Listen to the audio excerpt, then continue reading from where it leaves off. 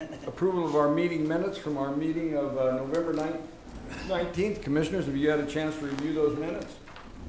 I have, and I would move that we approve the proceedings of the Board of Commissioners for November 19th, 2019. Second. It's been moved and seconded to approve the proceedings of the Board of County Commissioners for Montezuma County, November 19th, 2019. All in favor? Aye. Aye.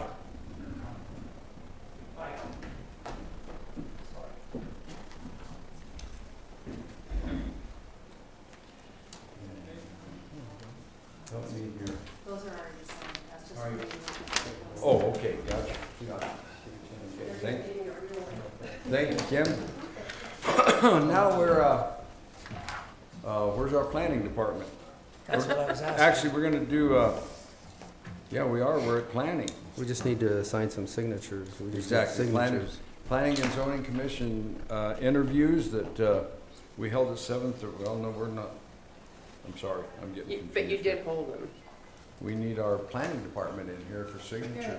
I mean, you have. They coming? There he comes. Sorry, Don, we kind of sped it up on you. We see you needed some signatures, so you guys, she's Yes, got sir. all your We've got a plat and two high-impact permits to get signed. high impact, better special use for Kinder Morgan, and 2 of those, and 1 for a subdivision, right? Correct. Okay. All right, come do that.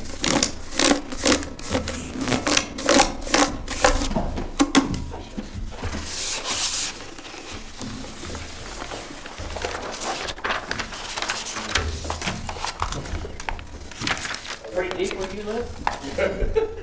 I jumped into my pants too far.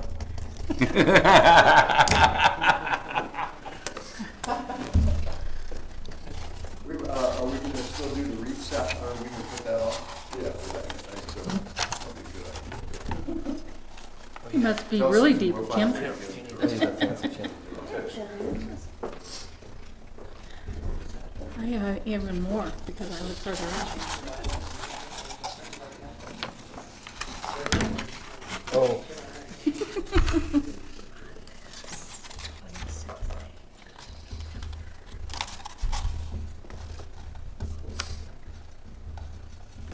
There's that part.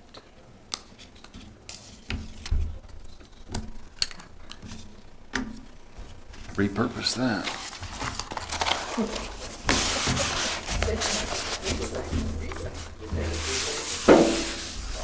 And I'm just gonna give these to Jerry.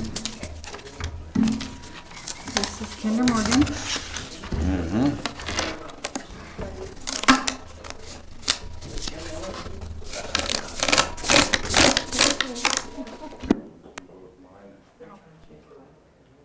Last page here. There you go. This still didn't get, see, 2 lefties don't make it right. They don't make it right, do they? The only ones that are in our right mind.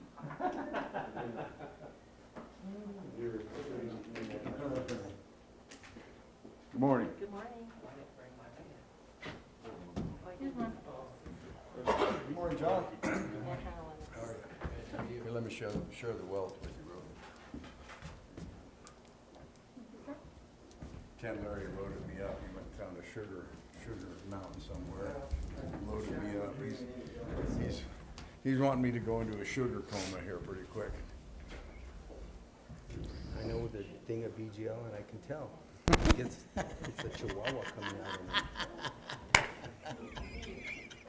That's snappy little chihuahua, yeah. I've seen it. I can't argue with that, bro. I cannot argue with that.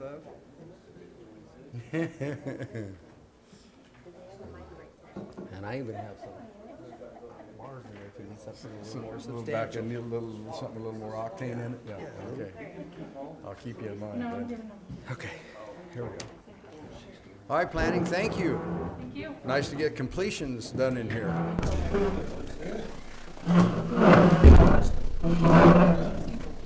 So now we will now move to our public comments portion of the meeting. If there's anybody here that wishes to come to the commissioners and comment to the commissioners, please come to the microphone, state your name and address, and address us. 5, 4, 3, 2, 1. We'll close this portion of the meeting. Sorry, Orly. You didn't get up fast enough, bud. My age is And I have a brand new clock that I get to use, and I didn't even get to use it. All right, we have Social Services Department. We have Miss Annie Diaz. It's going to give us a substance abuse testimony, and then Gina and Lori with our regular monthly Social Services Department business. Come on up with it, please. Yeah. You want Annie to go first, Gina? Yes, Okay. thank you. Thank you, Lori. Okay, Annie, go right ahead. Okay, and it's actually on mental health. On mental health rather than Yes. substance abuse. Okay. All right. So first, I just want to thank you for asking me to come and share the following testimony. I did give it on October 21st, so some of the statistics that I'm sharing may have changed since then. So, as stated before, my name is Annie Diaz. I am a licensed professional counselor, and I am the mental health therapist with Montezuma County Department of Social Services. To quote Dr. Seuss, he said, "Unless someone like you cares a whole awful lot, nothing's going to get better. It's not."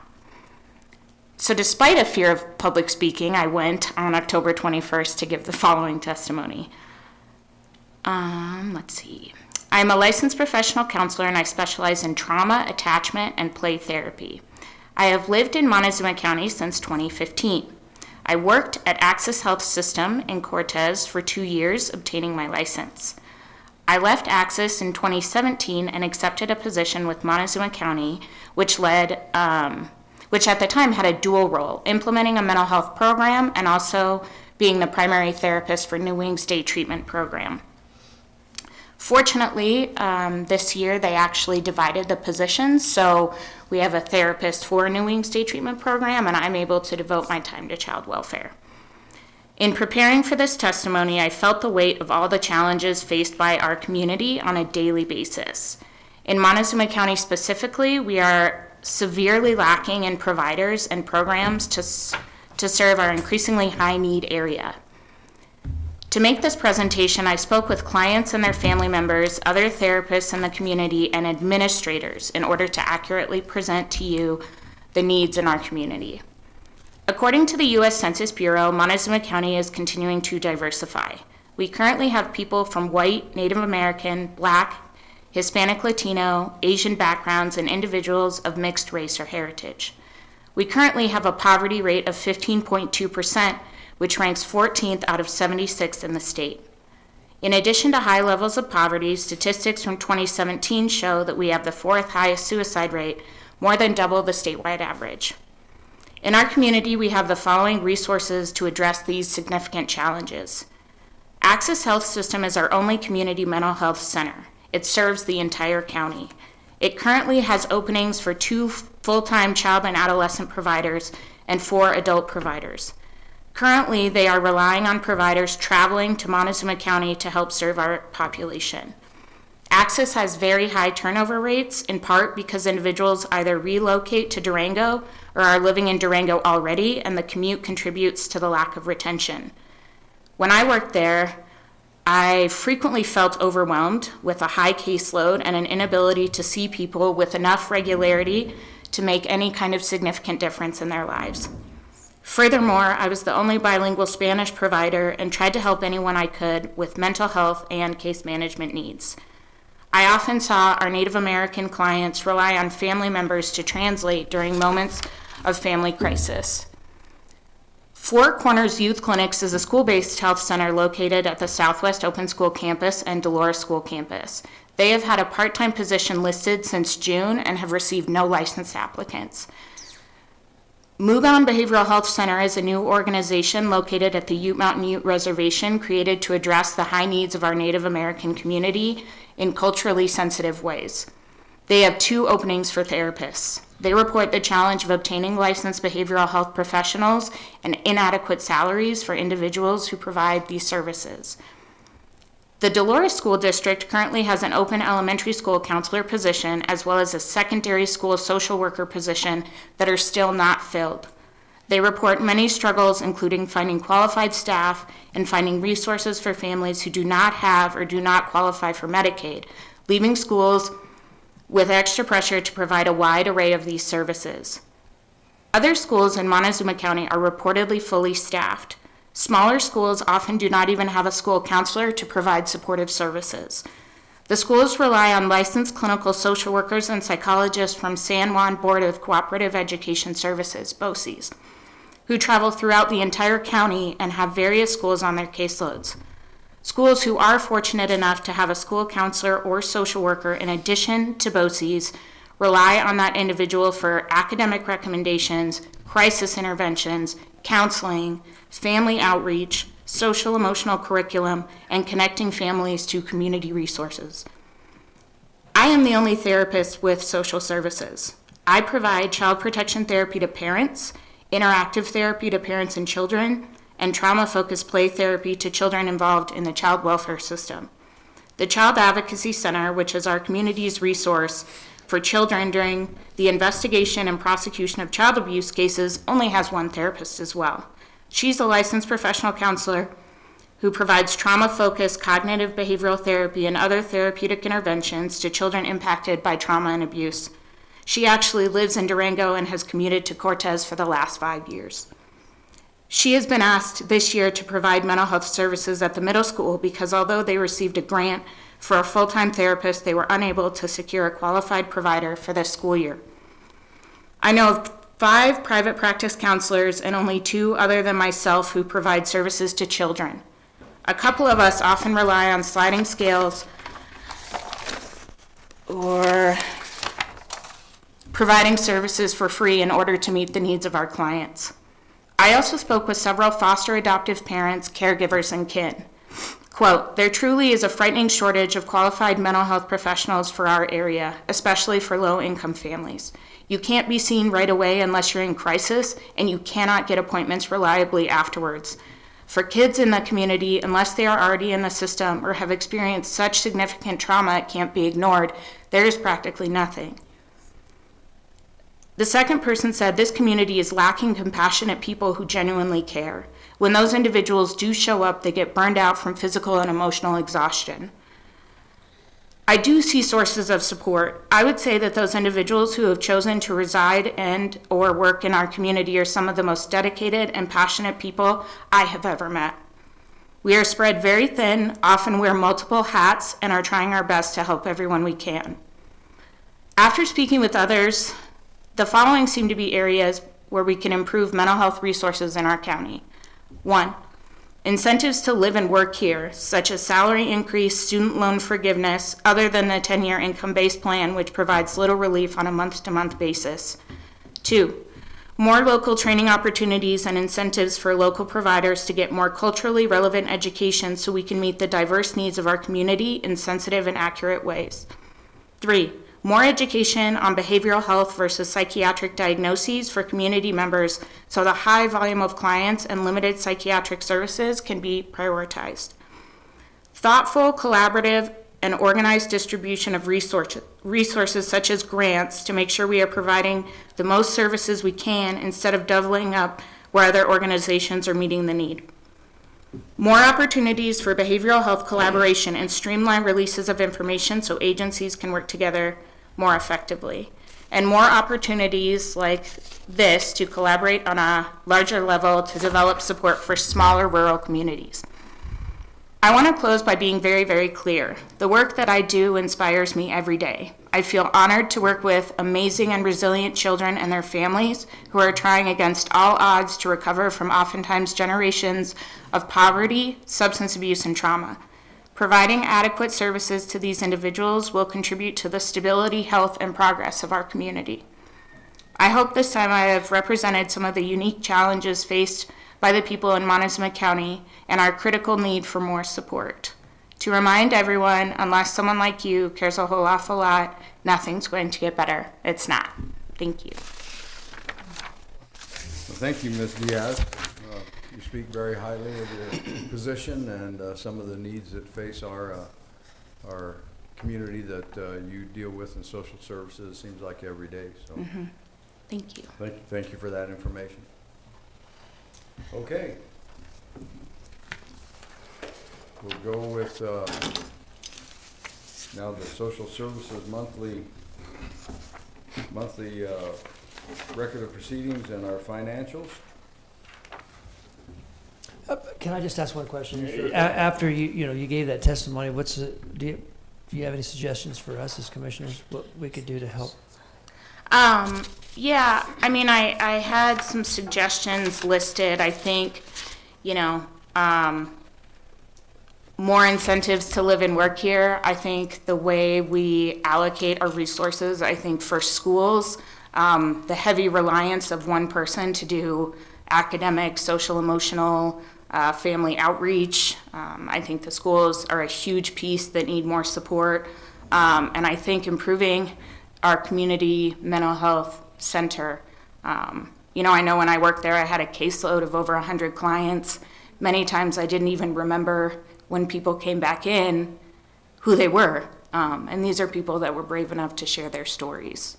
So Probably the commissioners are interested in hearing what they specifically can do. I think a lot of these suggestions, they're great suggestions, like federal or loan forgiveness, those types of things. These guys can't do anything about that. So, incentives. I don't know what kind of incentives incentives there are to necessarily live here, but yeah. I think And I guess that would be my question. What incentives, I mean, do you, in your mind, what are incentives that we have control of that we could even, move forward with? well, I think What- oh, sorry. No, I'm just saying what. Well, I think further discussions and opening up to the community of allocation of resources. I mean, I don't know a lot about government. I know a lot about mental health, but I think when we're looking at how to spend our money and what to look into for resources, is devoting more of those resources to mental health, and whether that be, and honestly, I think hearing more from the community. I know there are these Tuesday opportunities for people to speak, but honestly, I didn't know about it till Gina came to me and said, the last Tuesday of every month, and I think encouraging people to come in and talk about their ideas to improve our community. Well, and possibly Gina can find a way to you say fund allocations and allocations of resources and assets to the mental health side.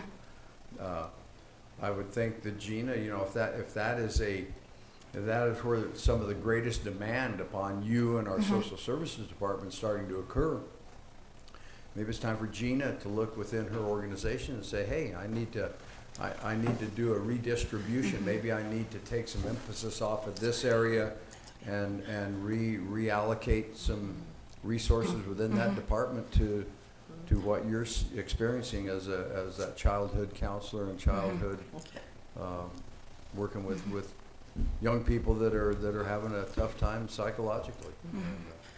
So I think you're on the right track. I think it just sounds like you and Gina need to have a conversation about it. And Well, we often talk, and we support Annie in everything that she does. She gets her supervision, clinical supervision. She has her own office. We want to make sure she's safe. And I'm also looking at the possibility of hiring another core services worker, but that's going to be down the road, because I think it's a much needed service that we can provide our children and our families. There's only so much we can do, but you as leaders, as our commissioners, need to start talking to other county commissioners as well about their behavioral health needs and how we can work better with the state to get those needs addressed. That's what I would ask the commissioners to do. But what I would ask you is why down the road? You said that's coming down. Well, Why down the road? Why not now? It can happen very soon, but there's some other priorities that I'm looking at as well. Well, I'd like to know so that we can base a decision on what, if we think your priorities, which ones, Well, this is one of our priorities, but it's not the only priority. so which one would you put above it?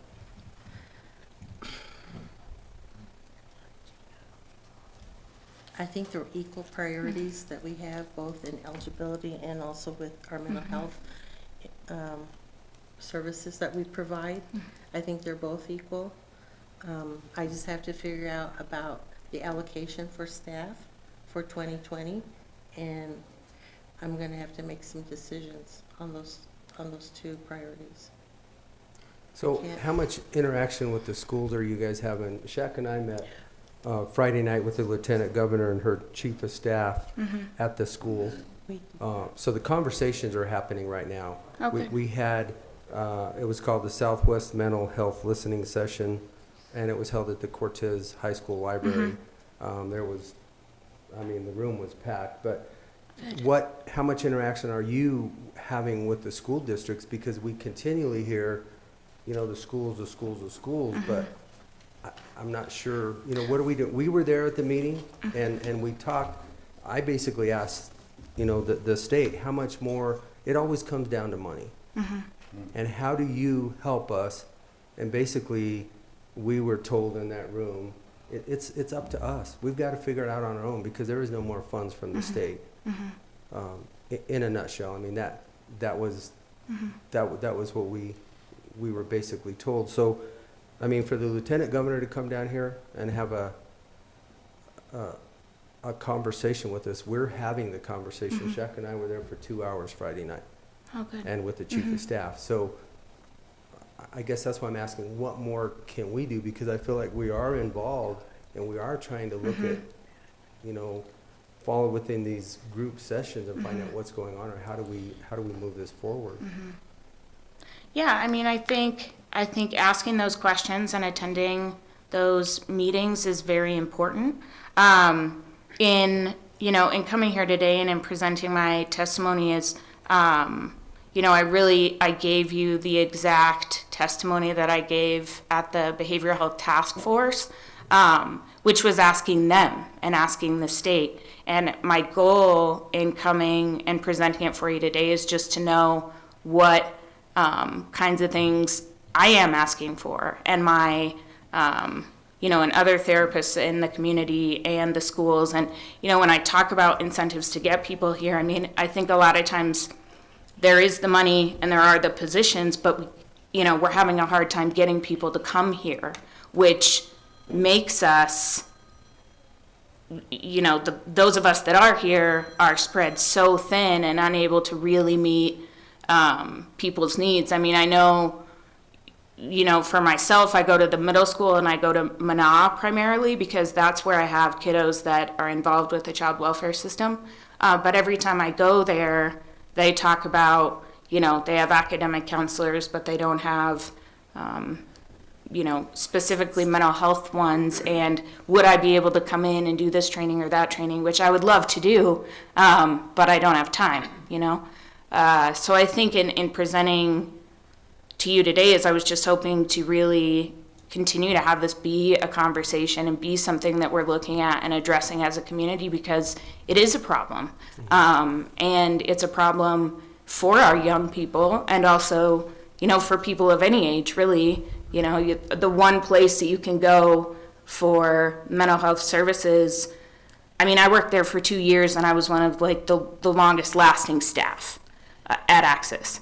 And so I think even for people to develop a relationship with a therapist involves us trying hard to get people to come and people to stay. So how big of a shortage of a percentage do you think there is? You say you don't have enough time to meet everybody.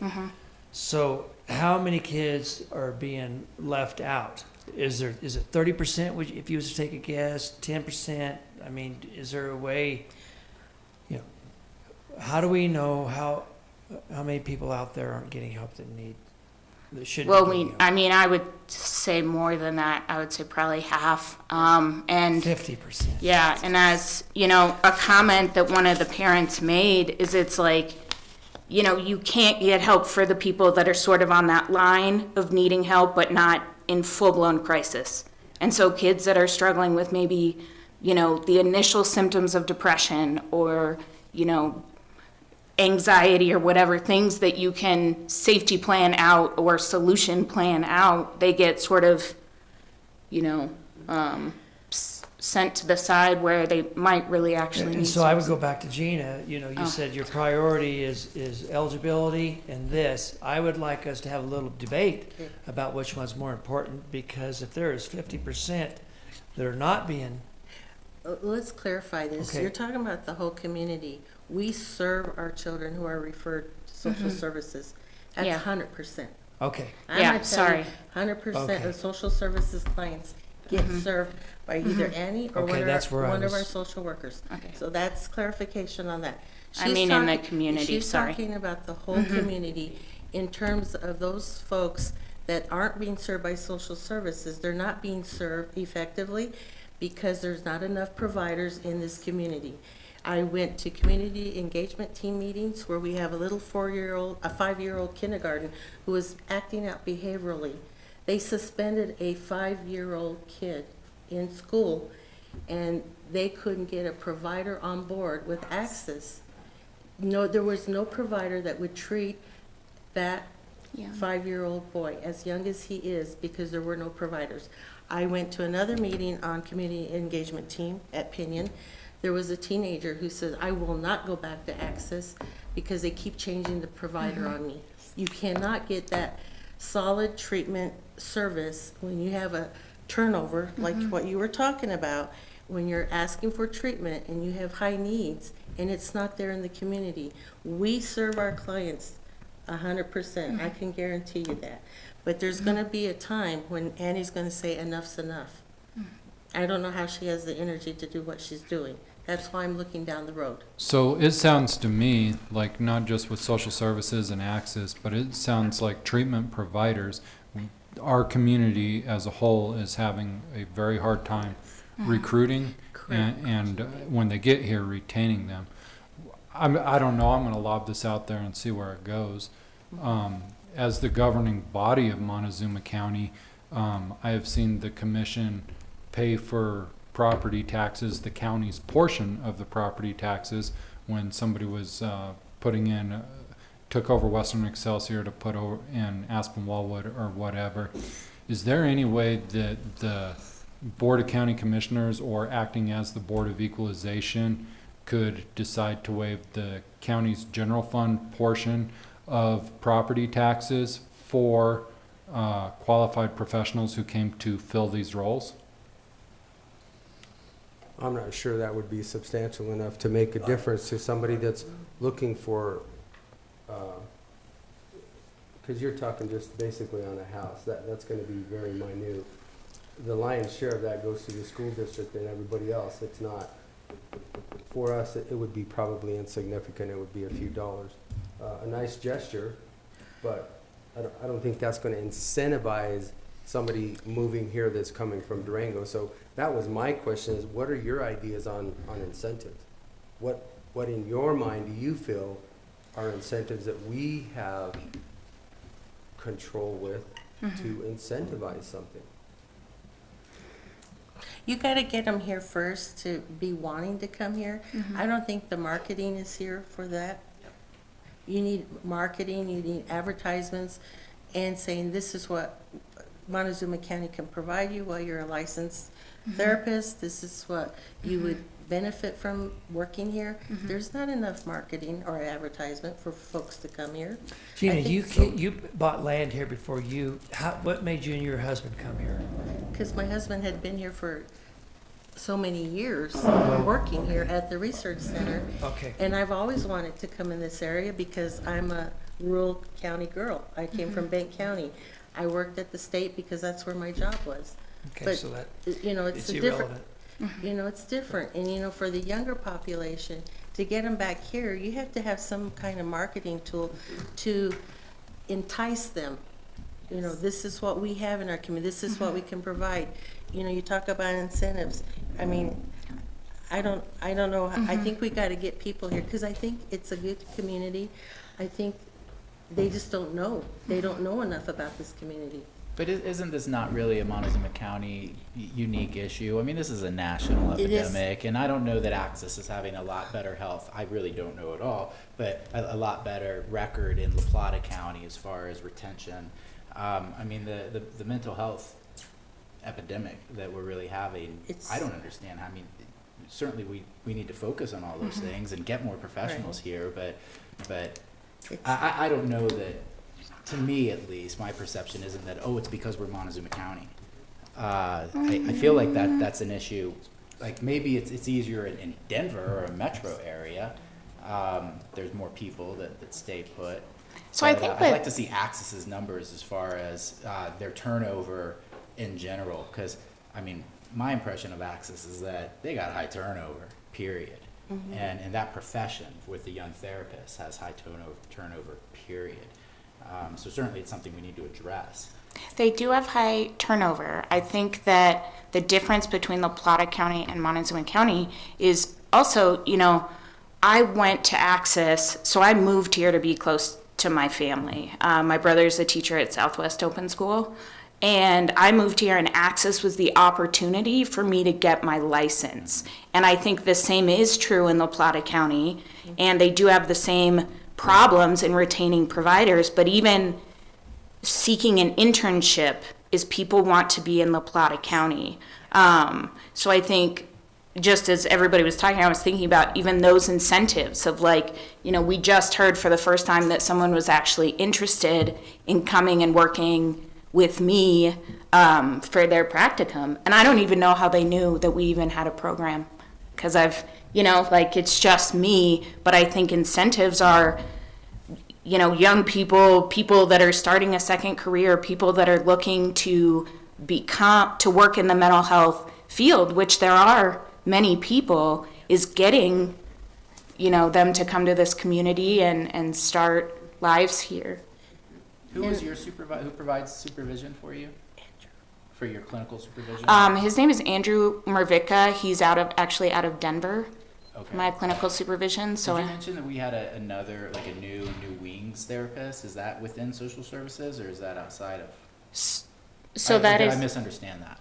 Okay, so when I was hired, it was a position that was that I guess was paid for by the department, and now the collaboration has shifted a little bit. So the San Juan Board of Cooperative Educational Services hired a therapist to do that role, and social services still provides the caseworker to work with the families. We have the caseworker, BOCC pays for the therapist. But we still have the beta program on board now that I talked with you guys about some time ago. That the regional contract went with the beta program, providing the high fidelity wraparound services to high school students in this county, and that's with BOCC. So that's another therapeutic component that we provide.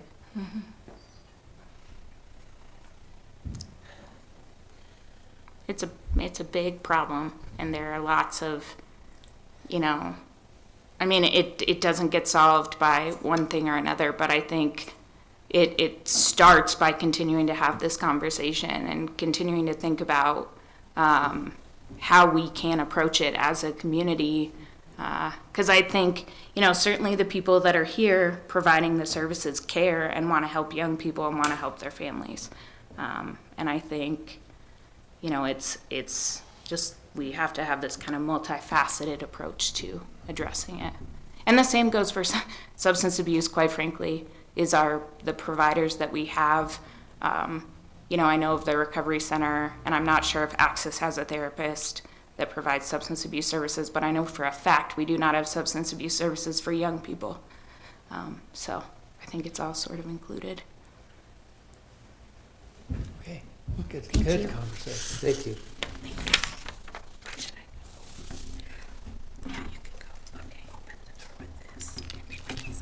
Okay, let's move on to, you check to look over the record of proceedings for our social services department. Yes, and I would move that we accept the record of proceedings for the Montezuma County Board of Social Services. Thank you. For October 29, 2019.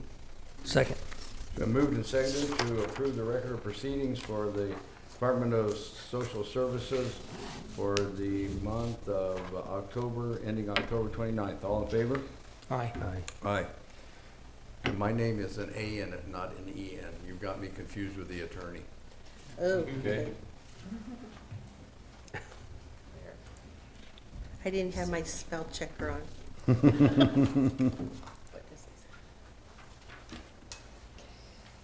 Okay, financial, anything we wanted to discuss with Gina on the financial end of the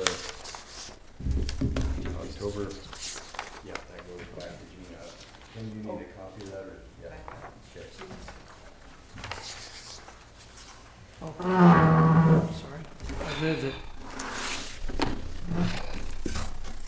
we approve the financials for, is it October 31st? For October 2019. Oh, October 29th, 2019 for Montezuma County Social Service Department. Second. Been moved and seconded to approve the Montezuma County Department of Social Services payment schedule for the month of October. All in favor? Aye. Aye.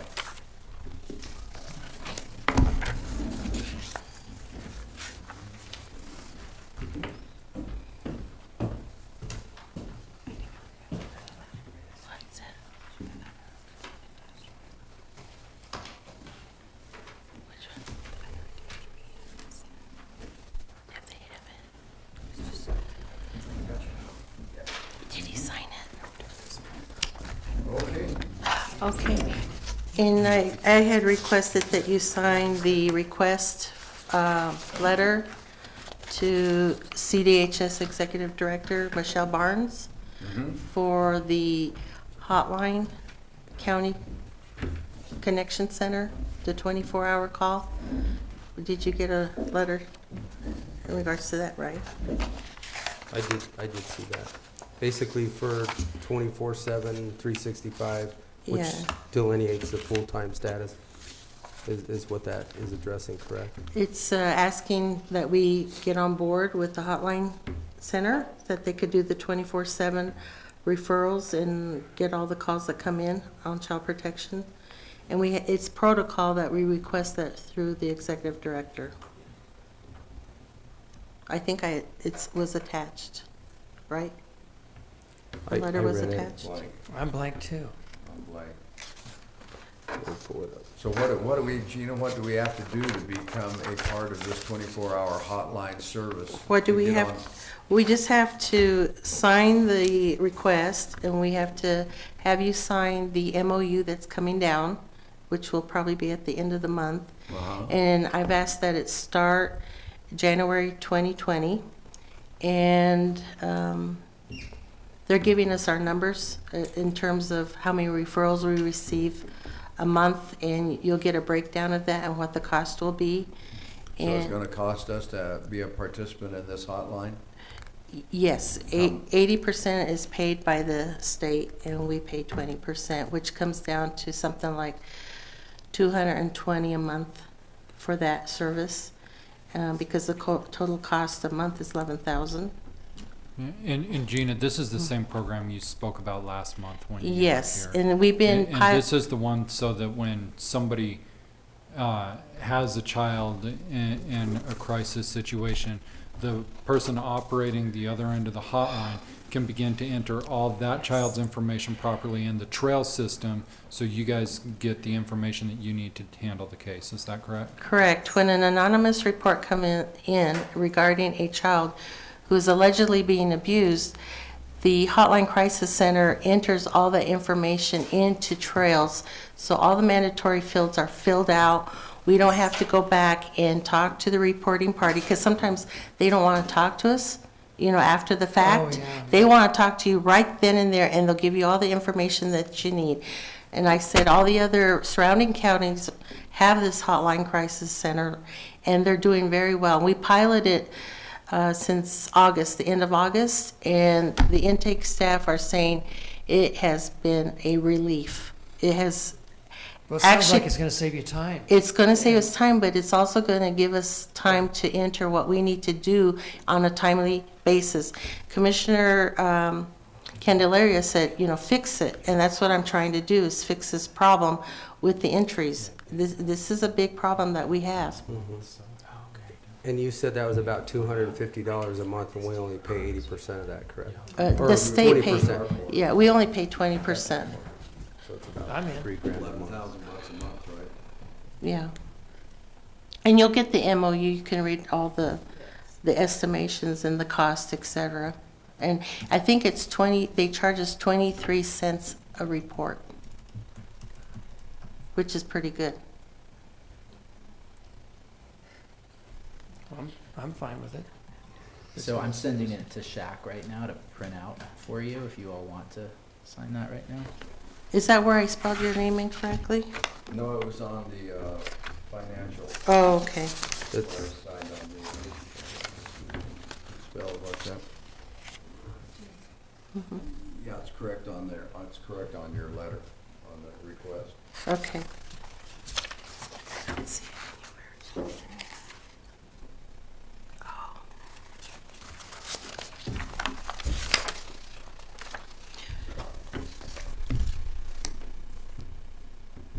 And we had our bi-weekly pay come to us last Friday, and there were very few glitches in our payroll system, which I am very happy about, thanks to Lori and Luann. Because that can be a pain when people aren't getting paid correctly or your accrual times aren't getting done. So Lori and Luann have worked very hard in getting our paychecks on time and accurately. Good to hear.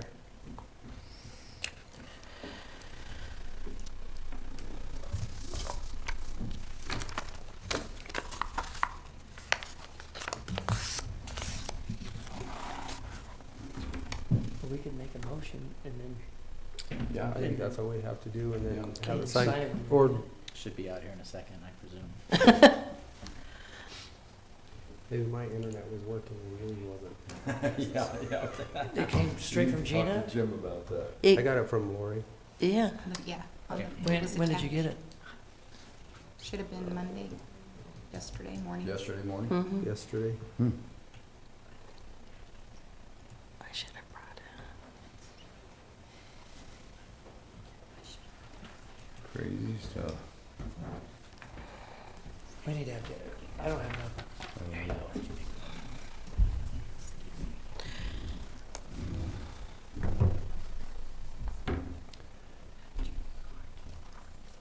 Move to approve the request from the Montezuma County Board of Social Services for a full-time, 24-hour a day, 7-day a week, suspected child abuse hotline for information gathering services.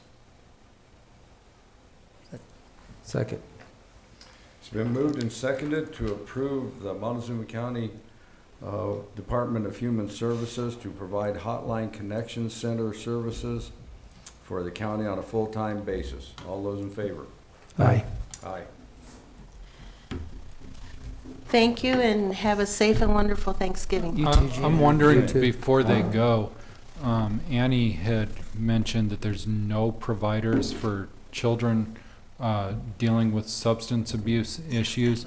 Since we have a representative from Access Mental Health in the room, I was wondering if we could, if it's not breaking protocol too much, if we could just ask what a procedure might be for getting somebody, a youth struggling with substance abuse treatment.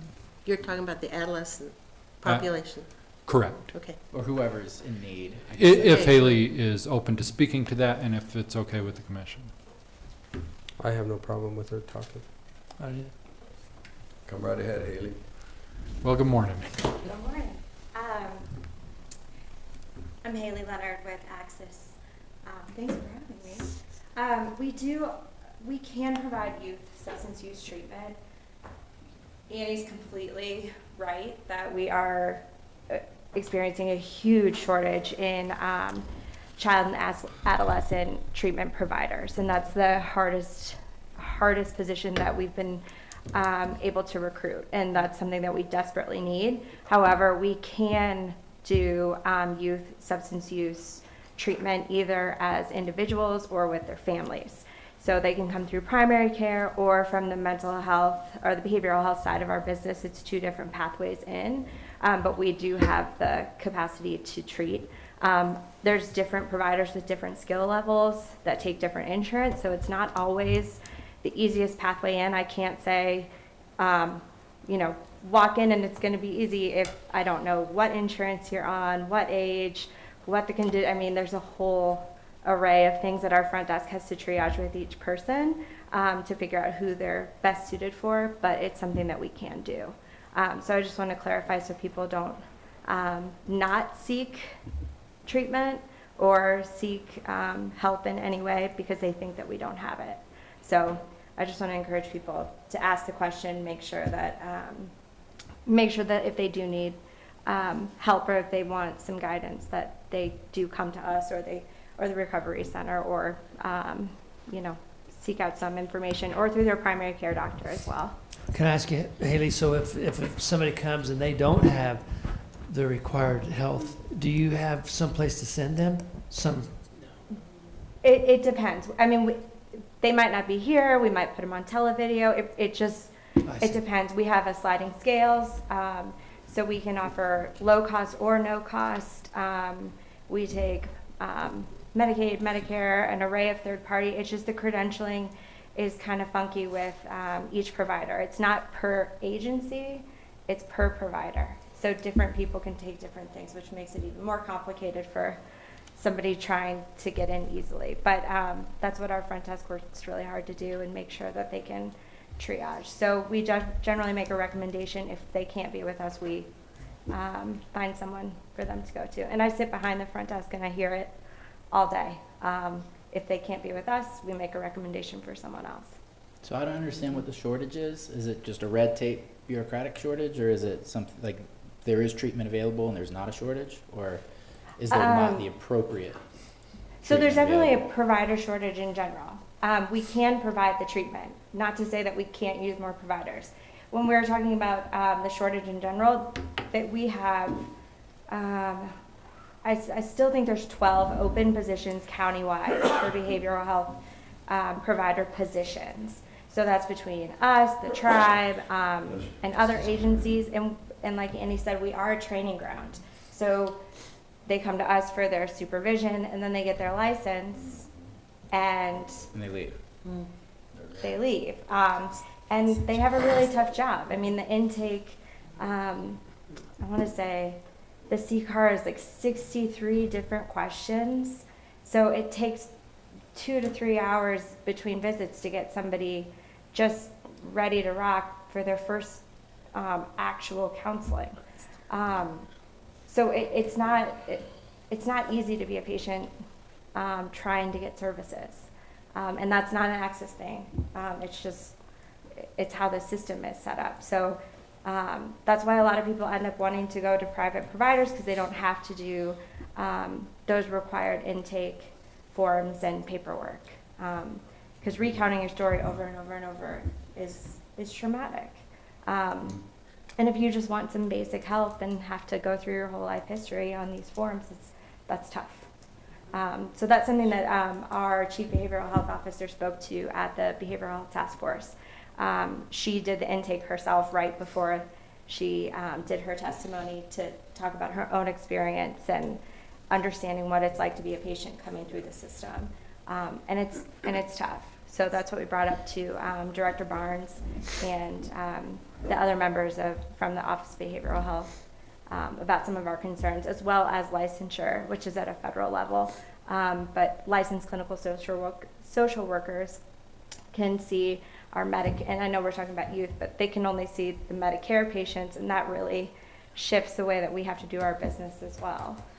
So certain licensures, certain insurance, it just makes it really, really complex. And so it's hard to say, yes, come on in, Gina. I know exactly who you're going to be with, because I don't know what your insurance is, what you're experiencing. I mean, it's not as cut and dry as we would like it to be. And we are working on trying to make it a little easier information-wise for patients. But when you don't feel well, it's really hard to do things. And same with any mental health concern that you're dealing with. I mean, it's complicated.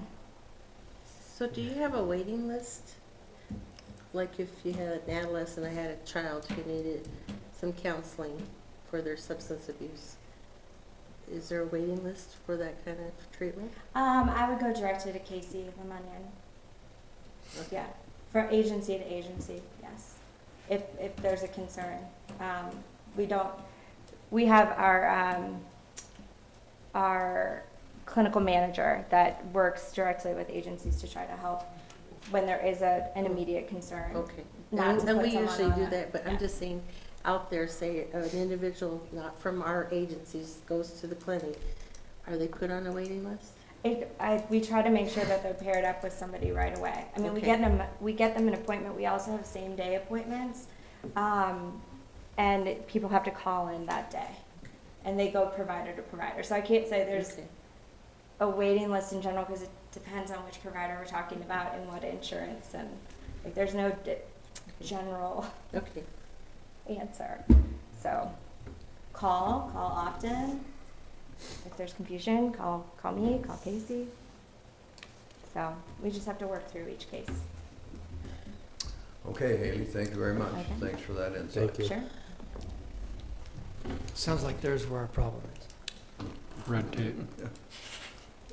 2 hours if you need help to get, I mean, most people, I mean, to go to 2 hours to see a doctor and sit there and fill out paperwork, you've already lost them, and that's if they're healthy. Yes. I mean, that's bureaucracy at its best. When I first moved to Montezuma County, I spent 4 hours at the walk-in clinic. I got this bad bug, and I had a meeting with the DA's office and with Four Corners, so I had to leave. I lost my place in line, so I did start all over again when I went back. And I was like, and I didn't have a primary provider, so I saw kids and other family members there having to wait, a 4-hour wait for what? I needed a little pill to keep things down. It's pretty hectic. So you Thank you, ladies. office without the pill. Oh, well, he didn't show up. Sprinkles, jerk. He didn't come to that meeting, so he didn't get it. What judgment is that?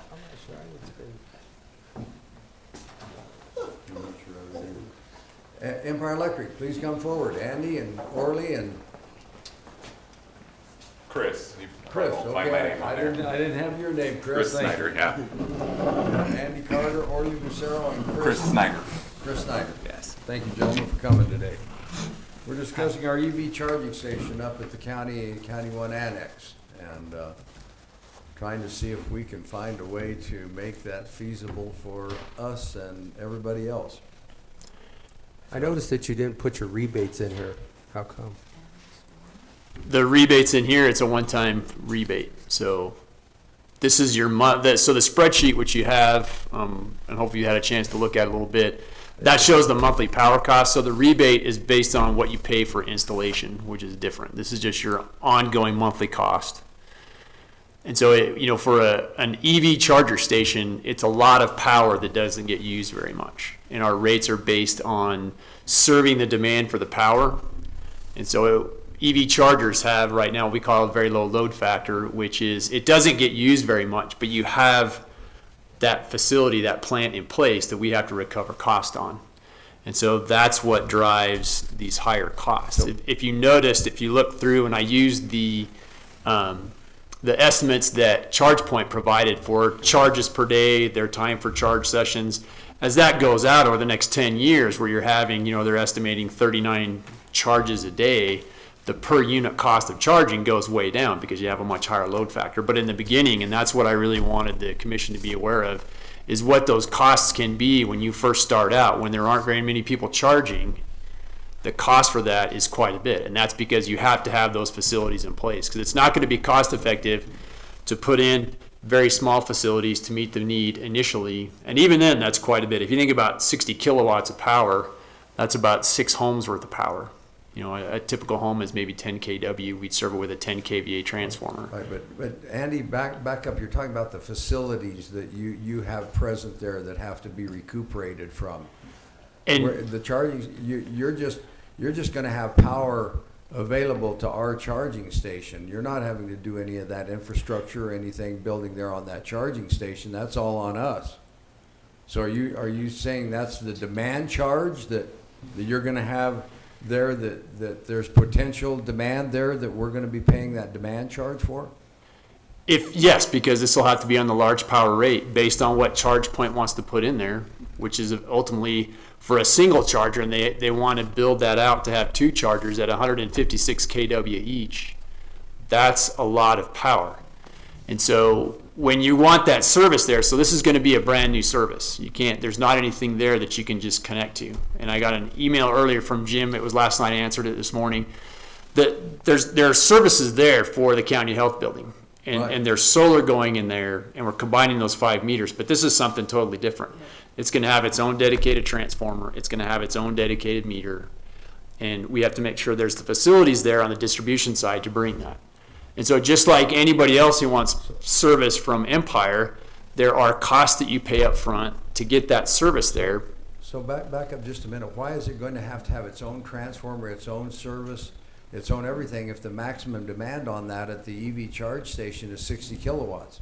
Because, sir, the facilities that are there. We're going to generate that on our solar. We're going to generate that on our solar. And this is where I think some of the confusion is this EV charger, as far as I understand, this is totally separate than the building service for the solar.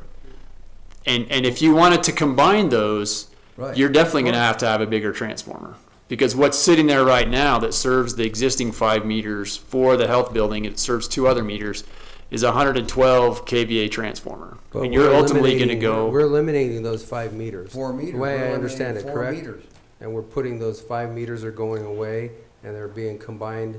If I read that properly, either into 1 or 2, is that correct? They're being combined into 1. Okay. Right. But what's there is for those 5 meters. If you're going to add that EV charger in there, that's a whole nother deal. And this has not been presented to Empire in that way. Okay. So from what ChargePoint has been telling us is it's going to have its own separate meter, its own separate facilities, and so it's going to have its own separate service. So is there a way to combine it off of those 5 meters that are now going away and to combine it into the same grid? You can. I guess that's my question. I'm just asking because it doesn't make a lot of sense to put it as a standalone power source, correct? You can combine that, but you're still going to be on the demand rate. You're still going to be on large power because of the size of that service. We're still on a demand rate for the Annex 1, Yes, correct? yes. So what has changed?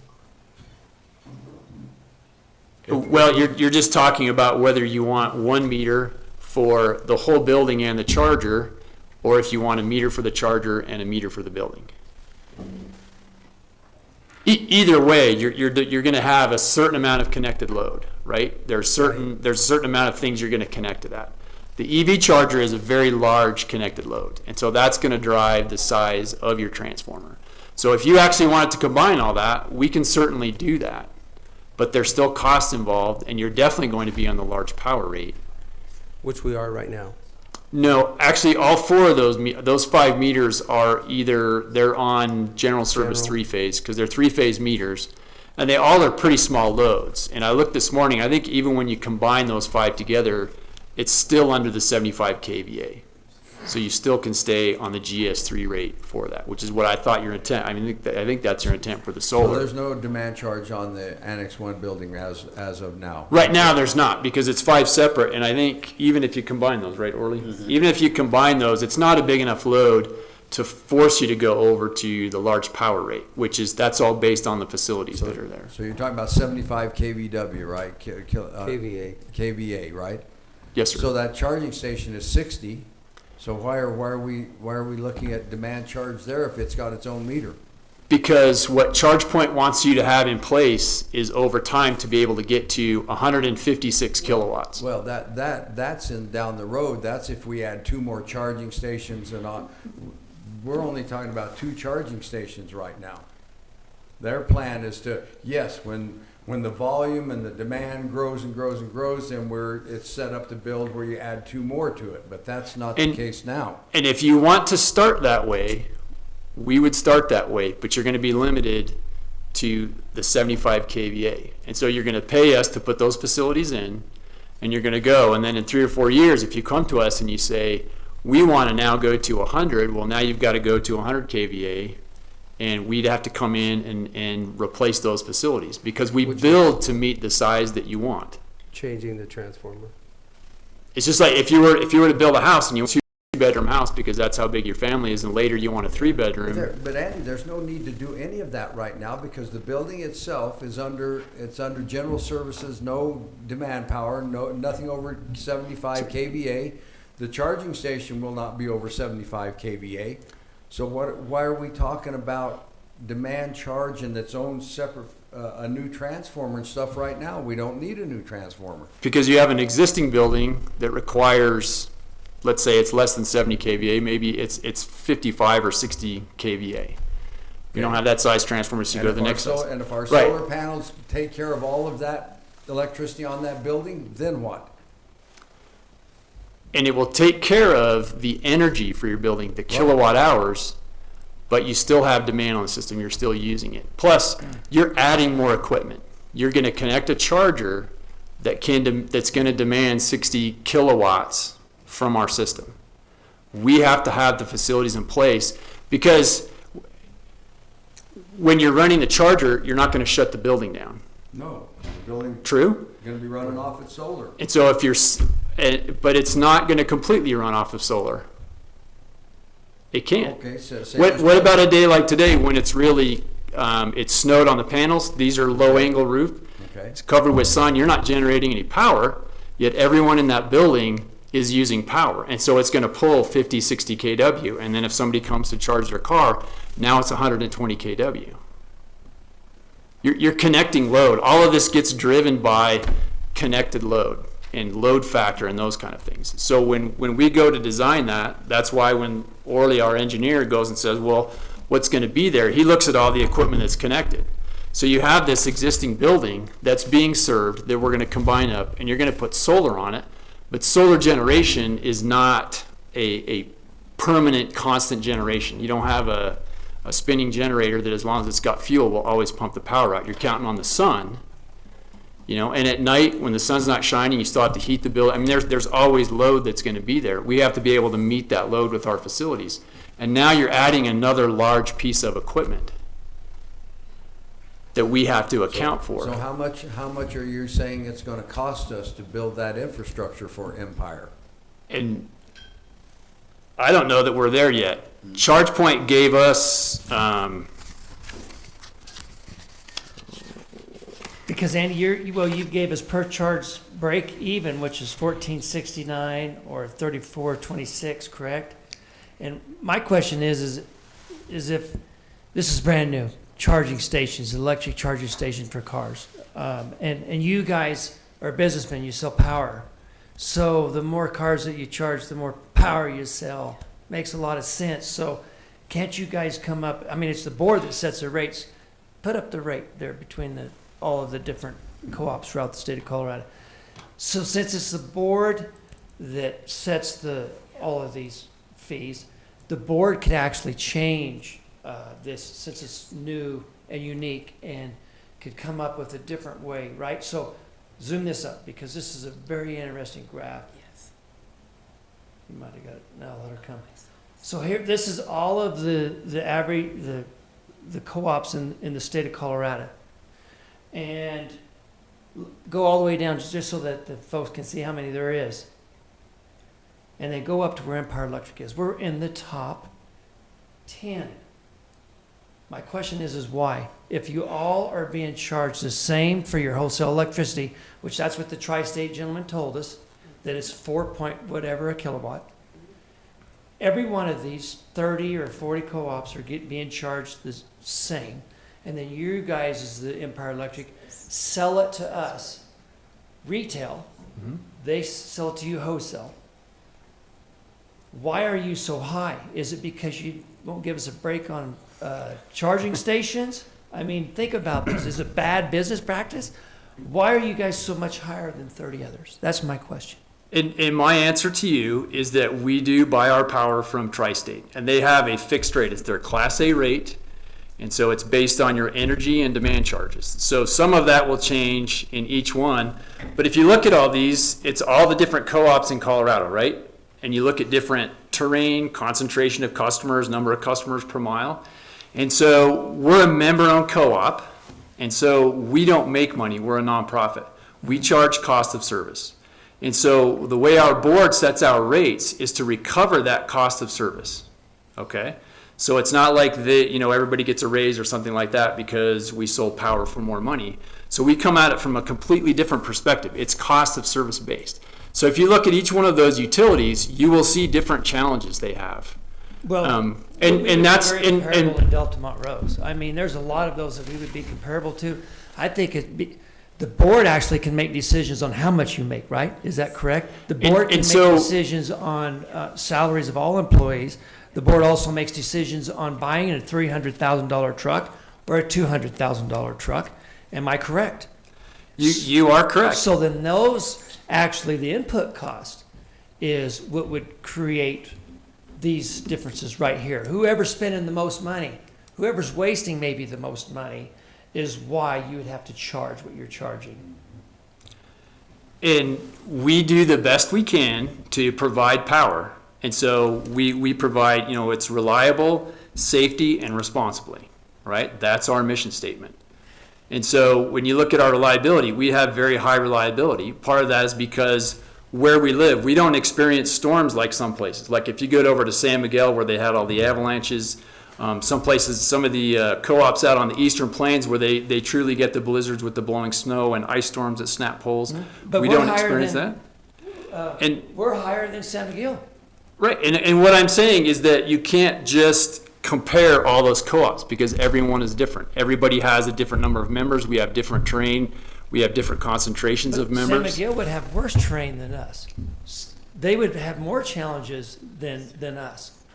And they may have. So they should be charging more, and not less than us. And and I'm pretty sure they have a lot more members than we do. So part of what we look at is we spread our costs out over members. I don't know. There's a certain number of fixed costs, and I don't know off the top of my head how many folks San Miguel have, but that's all these things that you're looking at. So you can look at this, and this gives you an idea, but you're comparing apples and oranges. It would be just like to put it in something. If you look at all the cattle ranches in Colorado, and if they're a cow-calf operator and they can produce a calf, and that calf will gain at so many, how many dollars a pound gain, you see a very wide variation, right? And some of that's due to operators. Some operators are better than others. Some of that's just the hand they're dealt. Their dad settled in this area and that's the land they have, or they have grazing fees, or they have to do this or that. There's a lot of different things that go into that, and the co-op business is the same way. We don't all have the same fixed costs. We buy our power from the same, but even that's different. Because if you look at a co-op like United Power, which is up, northeast of Denver, the Brighton area and all that, they have a tremendous amount of industrial load. They're pretty well baseline. They peak because they have a lot of air conditioning. They peak in the summer. Their peak demand charges are in the summer. Empire, our peak demands, actually the highest demands we see are in the winter mornings when everybody gets up when it's cold, like on a day like today, and everybody turns things on. And that all drives the demand charges because on Tri-State they have their peak period, which is noon to 10 p.m. So if you're an air conditioning peaker, that really impacts you. It impacts us some because we do have load in the evening, but not as much, as if they had a peak time in the morning. And the big, I call them the snowmen, but the two big power lines that go through our county that come from, well, they're all connected, but I don't know where they start, maybe on the East Coast, but Wyoming. So look, as a businessman, I would think that the closer you are to one of those, because that's the Tri-State transition line, am I correct? One's Tri-State, one's WAPA. Okay, but Depends. Are we hooked into that? Is that where we get our power? We Because do. I guess what I'm getting at, And we the buy closer to it. the source, the cheaper it should be, correct? On anything. If you're that's your source. If you were to go and individually buy, correct? But we buy as a co-op, we're a distribution co-op. We buy from Tri-State, which is a wholesale co-op. And so we've chosen to buy our power for them. So just like Empire has fixed costs that we incur and we have to recover our costs from our members in our service area, Tri-State has to recover it from those 43 member co-ops. And so some co-ops are higher load factor and better customers, and some are not, but they spread that out, and that's more or less how co-ops work. is if you were to go to each individual, I mean, the most accurate way, right now Empire has about 17,000 meters. The most accurate thing to do would be to have 17,000 rates and actually figure out what it costs to serve that individual person, right? But to do that accounting wise would just be a total nightmare. So what we do is we group people into rates. We have residential members, we have irrigators, we have large power customers who use a lot of power. Kinder Morgan is a very big load, and we've built a lot of our systems specifically for them, so they have their own negotiated rate. And So back to So what I'm maybe we saying, need you to just negotiate said, a rate. yeah, you, say that one more time. I said maybe we should negotiate a rate because that's exactly as, right. as I'm looking at this, the power, the 4 cents or 0.042 per kilowatt hour, but demand charges, the GAC, the district demand, the general demand, the trans whatever demand. I mean, that's really where we're getting killed. And those are all rates, those are all Fixed. charges that are charged by Empire Electric, not anybody else, correct? Why are those demand charges so, why are they so large in comparison to what power is being sold at? I get that you have to build an infrastructure, I understand that. But we why get to is build our So does infrastructure everyone. cost so We're gonna high? build the infrastructure for you. If we do this charging station, we're gonna build it for you, right? Pay for the, pay for the transfer. You help to pay the initial cost to install it, but you don't pay for the entire thing. You don't pay for the maintenance. And as long as you're there and you take service, in 100 years, if that blows up, we come and fix it for free, right?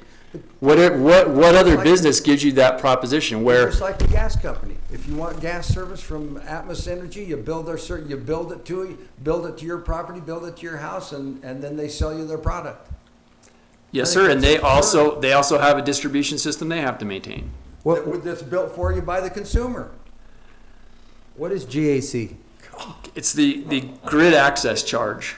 Grid access charge, explain that to me. And so what that is that's the charge for what we call minimum system. So to get that first kilowatt hour of energy to you, the cost in that rate class. So if you look at large power and you take our 110 so large power members, all the costs incurred that are allocated to them, we take and divide that up to get the minimum, okay?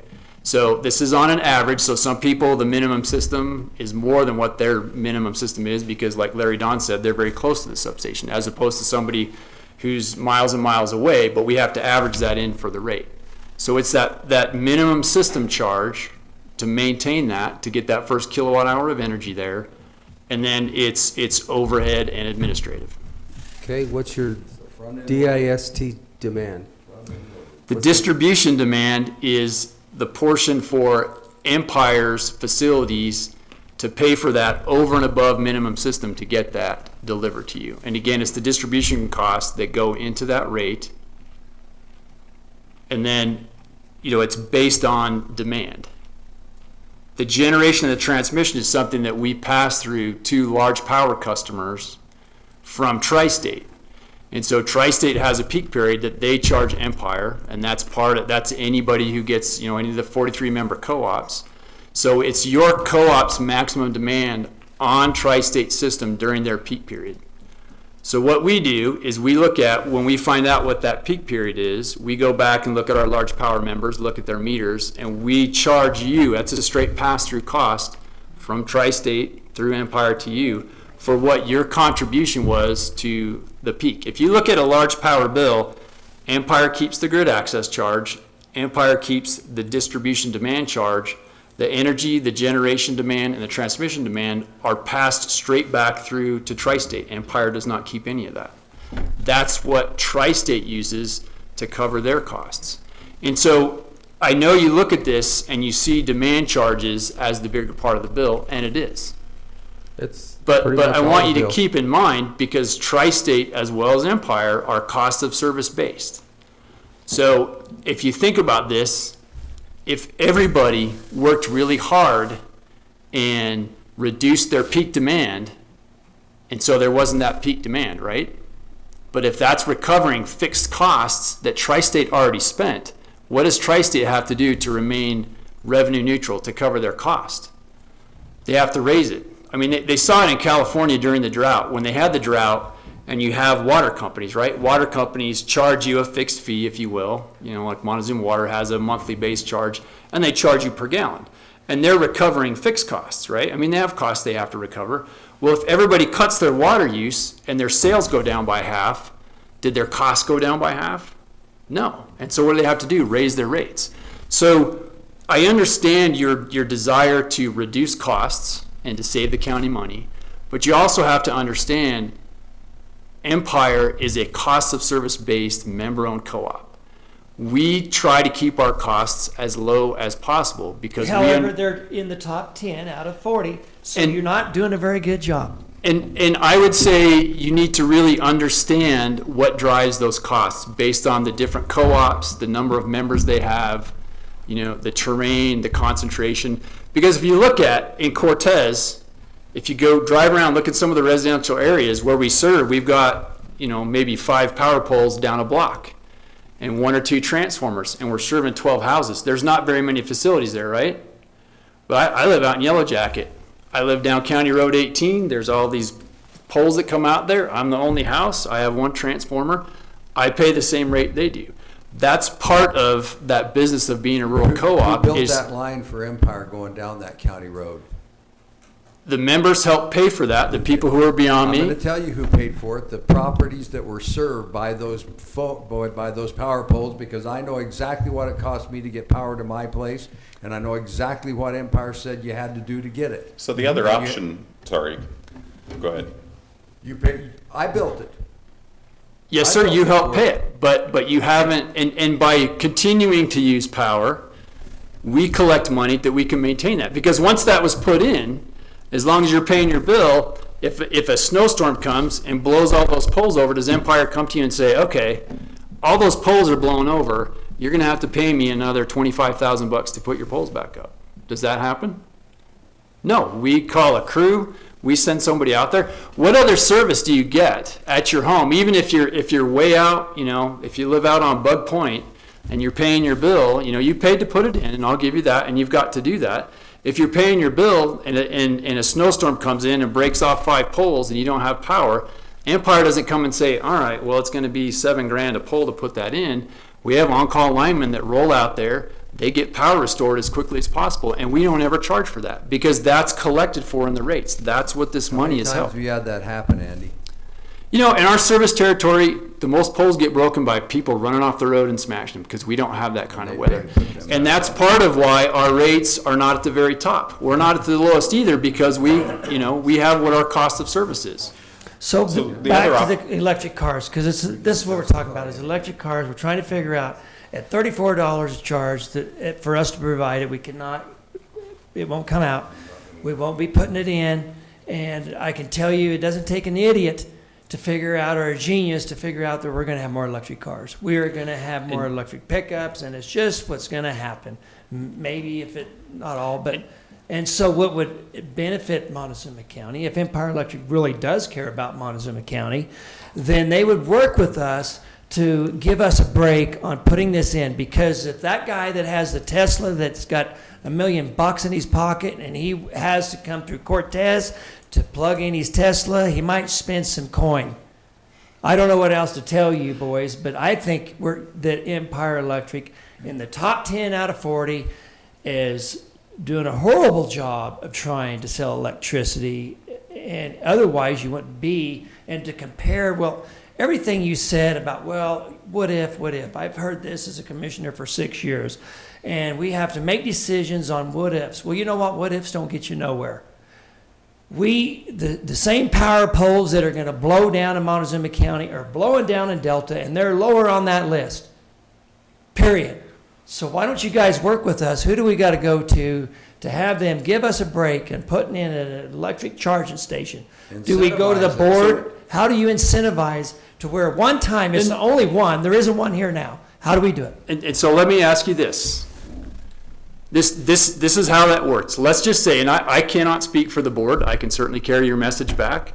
But let's say our board decides, okay, let's give Montezuma County a break. So that means that instead of Montezuma County paying, you know, you very well could have a $2,500 a month power bill. Empire takes that on, okay? What that really means is Empire is subsidizing that. Now we're a cost of service based entity, right? So that's going to go in. So in a year, when our rates go up, because we're subsidizing this, what do we hear? Our rates are going up. You're already telling me that our power is too expensive, yet you want our board to spend money to put that in there. That's not how Empire operates. We're cost of service based. I don't think he said the rates are too high. I think he said the demand charge is too high. And what you're not understanding is that's all part of it. I understand. Tri-State could have a zero demand charge, but that energy charge wouldn't be 4 cents. It would be somewhere in the neighborhood of 11 or 12 cents. If you look at our rates, the general service three-phase rate does not have a demand charge. The kilowatt hour rate is about 11.5 cents. So at the end of the day, Empire has a budget we have to meet that cost, right? So there's a pile of money. And we designed rates to try to recover that in a fair manner from the people that use it. And so at the end of the day, if we don't recover that money, the next year we raise our rates. If we recover more money than we need, we don't raise our rates. And we haven't raised Empire's rates for 3 years now because we've been able to keep our costs down and do those kind of things. You know, we have our power cost adjustment. When the wholesale power cost goes down, we pass that along. Last February, we lowered our rates by 3 or 4% for everybody. You know, if the wholesale power goes up, we have to increase that. But you can manipulate these rates in many different ways, but at the end of the day, we have to recover those costs because there's not money that's being given up. There's not a shareholder. You're saying, I'm not paying you this dividend right now. If we could just get past the demand charge, Andy, I don't think we're opposed to putting in your transformer, putting in whatever equipment you require us to do for this EV charging station. But we've got to get the demand charge is going to kill. The demand charge will make that impractical for us to do it. And sir, how would you then have us collect our costs for having the facilities in place? We have built the facility for you. Just don't give us the demand charge on the equipment that we've built for you. Just sell us the power through the EV charging station. So the facility that you're referring to is the transformer. The transformer, everything from the transformer on, right? But what about all of the back facility, the backbone that's needed to deliver the additional power? God, how many years? Understood, but it has to be upgraded as time goes on. As the system grows, it can no longer handle the capacity. So if you continue to add these types of loads, the backbone has to be upgraded. Do we come to the members when we hit that point? We don't. Right? Because we recoup those costs as we go so that we can be able to make those upgrades when the time is needed. And so where is the substation? Really, this is a conversation we need to be having board to board. Andy's not going to be able to. You're right. You guys can't.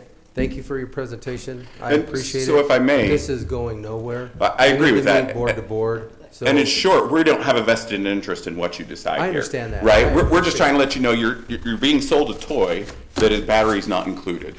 Right? And so this was just an opportunity to let you know the price of batteries before you make the purchase. If it penciled out, we would have done it, right? Or we could have done it, but we don't. Right? We haven't put it in any chargers because even at wholesale power rates, our other members would be subsidizing the cost of that charging station. So in short, this is not something that we've got this bag that we're holding and we're not letting anybody else have access to. It doesn't make sense for Empire Electric to do it either. So anyway, this was just an opportunity to inform you of what things would look like and kind of let you know what you're looking at. You do make a good point. So if we can reach out and do some research and we can find one of these other co-ops that has figured out a way to make it to where it would work, would Empire be open into listening to how they did it where you guys couldn't figure it out?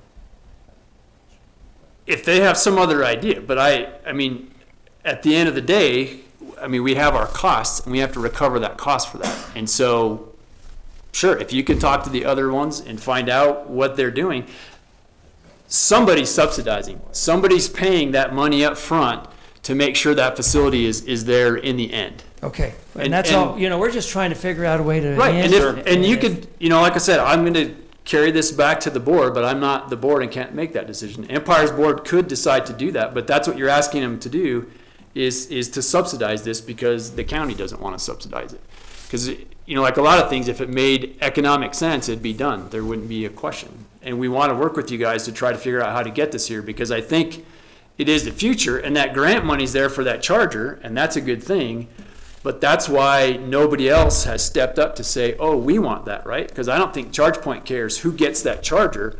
They'd like it in our local area because of the transportation corridor. They just want somebody to pay the power bill, and nobody so far has wanted to pay that power bill.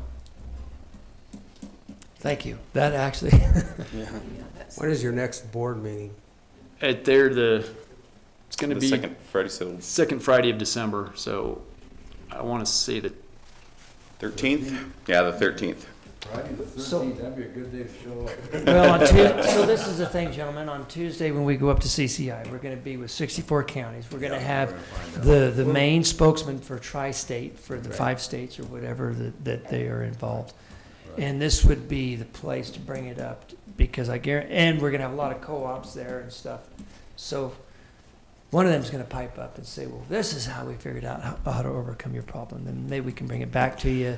And maybe that would be great if somebody has something we haven't thought of. I mean, we don't want to get in the county's way. What I didn't want is for the county to put this in and get that first power bill and realize, right?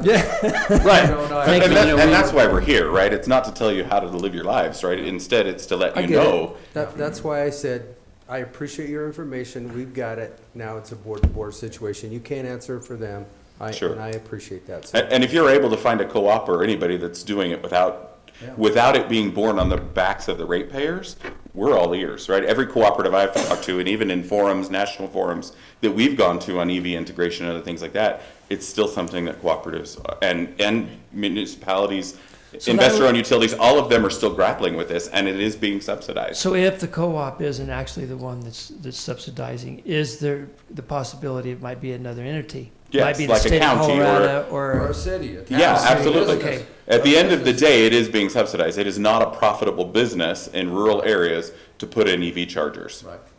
And it will be likely someday, right? You know, nobody's arguing that. But as of right now, it simply isn't a way to make money. and it's the fast Or you chargers. break even. We're not worried about making money. We just like it. Well, and you can break even. We gave you the amounts here, assuming you do get one charge, 25-minute charge per day. Right. You know, you can charge the $38 or $67 or $28 or $67 and break even. That would be your break even price. But again, that all assumes one charge per day. Nobody's going to buy something that'll only go 260 miles or I agree. 300 if they're going to be paying within 75 or 80% of what they could have gassed up the car for. I agree. Some will, simply because they have want to do their carbon footprint, whatever they want to do. But, So if we were in the business of making money and we were in the business of really pushing electricity, and this made sense, we would do it. Yeah. But it just doesn't right now. Well, thanks for being well, honest. you are in the business of making money. I know you are. And When- I know you construe it that you're a cooperative and you only make money enough to support your costs of operation, but you are in the business of making money or you wouldn't be there. So it just depends on how you construe your costs of operations and where you spend your capital investments of that money. Yes, that you we make do off. have to operate Yes, you do. You've got a lot and of cover the capital. margin, because if we don't, then we go out of business. You're right, or we can't provide You're a service. money-making organization. Yes, but it doesn't go to individuals. It goes to those that purchase the power. And I think that's the difference that, yeah, I get there's margin, right? There's money left over at the end of the year. But what happens to that money? It's returned to those. Or goes into capital. It goes into your capital. And it does, and It because does we for a have time, those reserves. But right. But it's allocated to everybody that purchased power during that time and returned to them. After your after Empire Electric has looked at what their capital improvements need to be, what their capital replacements and all the other things that it costs you to run your business, then you distribute the leftovers. Yep, exactly. Sure. You're a for-profit business. As you should be. We As should you be, because you are member owners, and we're really working for you, right? Good. Right. You're a for-profit power purchaser then. I mean, because you share in that profit. And could you just quickly speak to, you've got this broken down into cost per charge. There is no legal way for us to just pass on the cost per kilowatt hour. No, because our rules prohibit a member from reselling power. So taking it and selling it on a per kilowatt hour basis, the $1 per kilowatt hour, it violates our rules.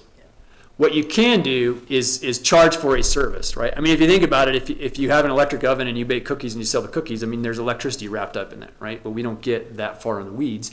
So you just need to come up with a way when you charge for your service of saying, you know, the first half hour of charging is $10 and it's $5 for every 15 minutes after that. Or you can park here for up to 2 hours and it's $25 and you can charge the whole time. You just can't say we're going to charge you, you know, $5. It's just in your phraseology, your terminology of how you're selling. Yes, sir. You cannot charge in dollars per kilowatt hour because then you're acting as a utility. But you can certainly sell your service, and because someone's going to come and park there, the easiest way to think of it is Plug fee. yes. You could just say you can be here for an hour and it's going to cost you $10, or you can charge by the minute.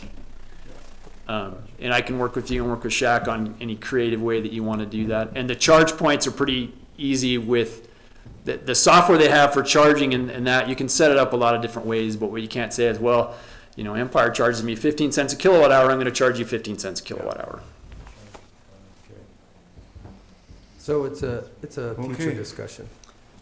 It's a future discussion. We need to have a discussion with Correct.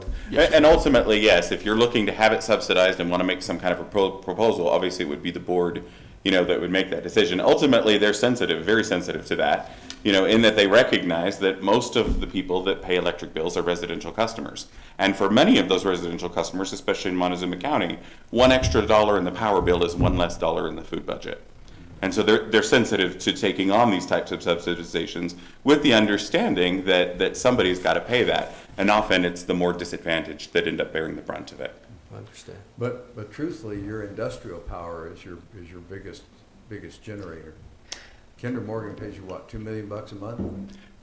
Correct, but at the end of the day, the way that that's structured, it does not subsidize any of the residential or other rates.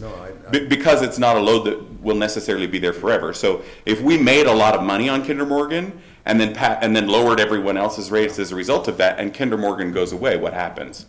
Right, we'd see substantial. Well, we'd see even much higher rates because they weren't paying what they should have been. They were paying less. Now you would have to offset even more than that because they were contributing a larger share of the margin.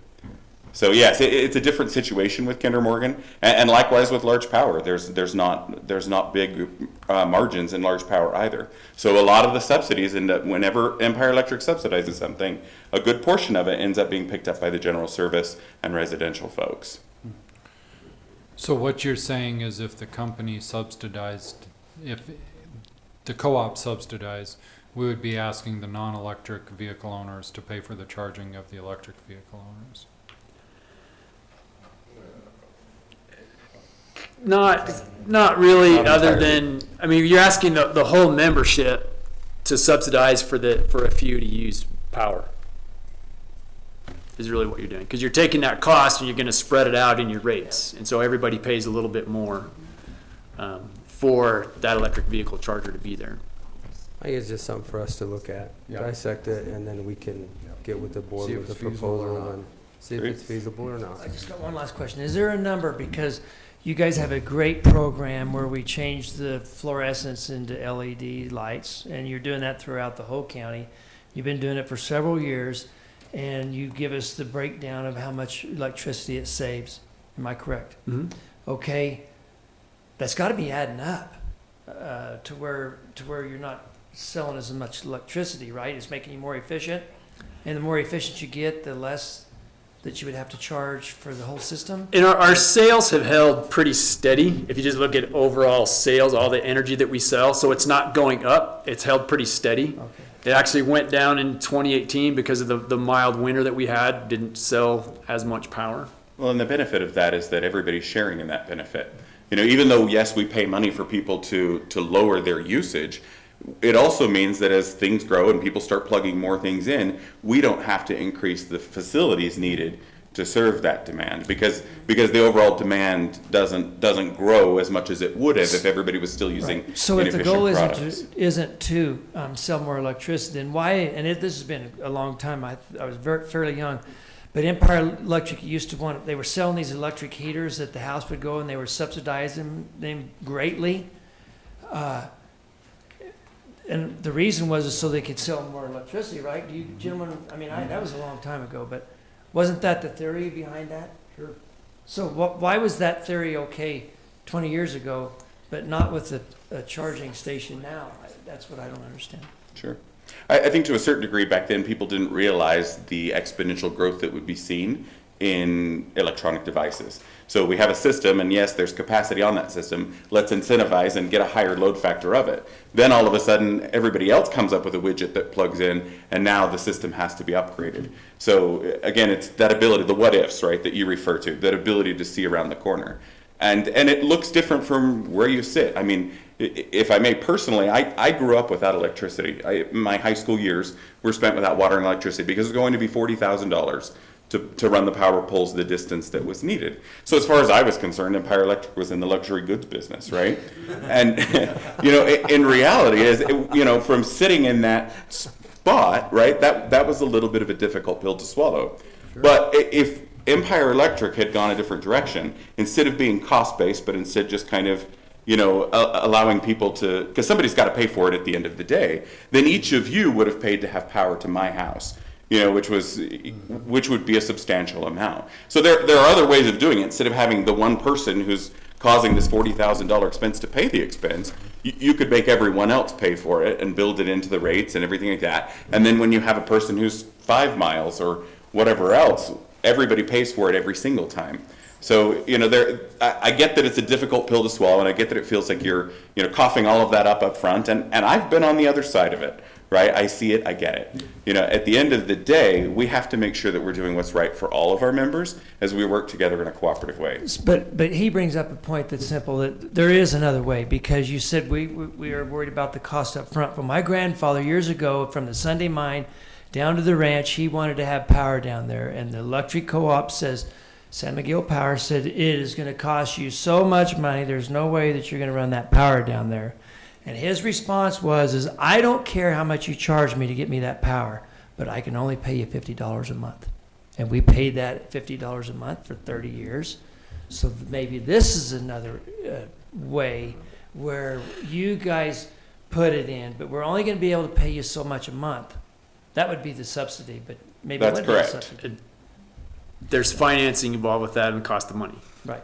Okay. So it's, one way or the other, it costs more money from somewhere, and that has to come from somewhere. So whether it's collected overall from the membership and the rates, or you get from the state, because I'll tell you this, the state money that's paying for all these chargers came from the Volkswagen settlement. I mean, there's, you guys know very well, it doesn't come from one-time money. Right. It doesn't come from, taxes get paid. That's how, there's no free anything out there. It doesn't magically appear. It gets, taxed or something is how it shows up. You're right. Thank you, gentlemen. Thank you. Thanks. Appreciate it. Take Thank a you, look guys. and see if we can make something work. We got lights in here. We'll keep them on. Thanks, guys. That's a good point there, Orly. You can get back at us, shut the switch when you get out the door. Mel Jarman, landfill report. Skip the community Christmas. Community Christmas, I'm sorry, I already put an arrow by that, yep. That's all right, if you want to Community go. Christmas update, come on up, Sharon.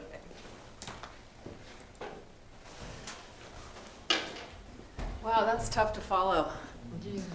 What's your opinion of it? See what kind Well, of I was up in Silverton recently, and there's a charging station. I pulled my motorcycle up right next to a charging station, and I had never seen one. And so Where was that maybe at? in Silverton. Might be interesting to reach out to those guys and find out how they paid for it and what they're charging. Subsidize it. Because they're a tiny little town. Was it out of business?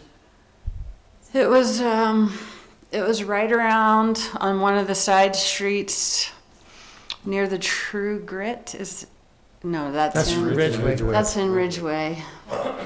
What's the biker place that we all go and eat? Yeah, I know where you're talking. What is it called? We'll figure out a way to. Anyway, it's there. Oh, by the Handlebar. It's by the Handlebar. And I think it might have had a name on it. It might have been a Tesla charging station. Anyway, Might have been a Tesla, there you it go. might have been a Tesla charging station. Did you notice, Sharon, did it have solar panels, or do you? No, it was just almost a pole. It looked like a parking meter almost. And I don't remember seeing solar panels attached to it. Okay. I just remember thinking this is a really odd place for a charging station. Yeah. Yeah, Yeah. in Silverton.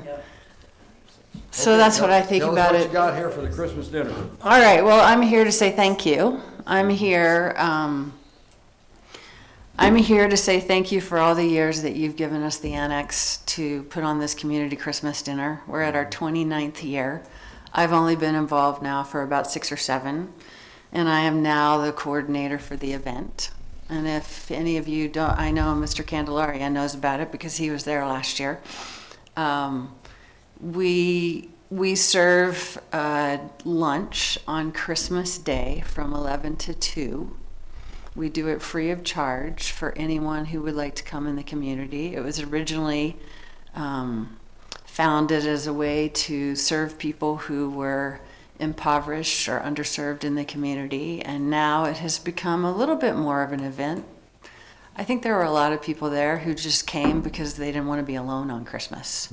We had a few people who were traveling through town. There was a minister and his wife who were here to do service work, and they were like, where can we be of service? And they showed up. And anyway, so we do this every year at the county annex. I spoke with John Parker. He told me about your new really cool key system and that I would need to put down a deposit for that. So in case I lost the key, that it could get replaced. And he also told me that you have a new system in which you charge. And since this is my first year being the coordinator, I don't know if you've ever charged in the past for us to use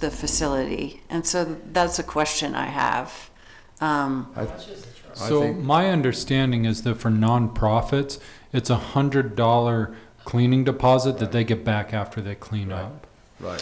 So that's not what John told me. He told me there's actually a charge for us to use the facility, and that the only people are you three who can make that decision on whether or not we get charged. So He's correct. He's correct. For other people to make, whether nonprofits or whatever their reason for wanting to use that facility, we have the determination amongst the commissioners whether to grant them a free pass with a cleaning deposit, which is refundable after the building's taken care of and cleaned up back in good order or not. So, all right. So he is correct. All right. There is a fee for all the usage at that building unless we exempt the usage of that building to whatever organizations come before us. So. Move to approve the community Christmas dinner to have them their request for non-payment of fee if they just pay the $100 deposit fee.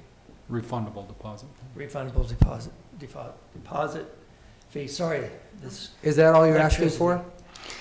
Well, because I don't want to go. No, it's okay. It's okay. So the city, I'm not sure how this dinner has been subsidized over the years. Somehow this money has magically shown up every year of $2,500. I don't know how it's been done. What I am doing as the coordinator, we are underneath Onward Foundation. What I'm doing is I'm going around, I asked the city gave us $500. I asked United Methodist, they gave us $500. I asked Rotary Club. And so I'm also asking for a donation if you have it.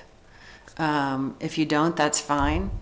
But mainly, more than anything, it seems like this dinner's been going on for a long time and there's been a lot of people involved. And my job, in my opinion, is to go out and say thank you for giving us the facility to be able to do this and being a part of that. And yeah, I think, Sharon, that's been our donation, at least in the 6 years I've been here. Our donation to the Christmas dinner is the free use of the facility and all that goes with it. Has been our donation to that Christmas community dinner.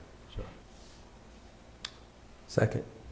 It's been moved and seconded to waive the usage fee of the Annex 1 Community Center and have a $100 refundable deposit fee paid and refunded upon the appropriate cleanliness of the building when they're done.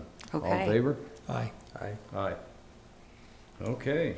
thank you. Thank you very much. All right. You guys And have a good rest of your I will see you there on meeting. Christmas Day. You'll be there on Christmas Day. Yep. I serve Turkey and mashed potatoes. Serve them again this year, yeah. Mel, you're up.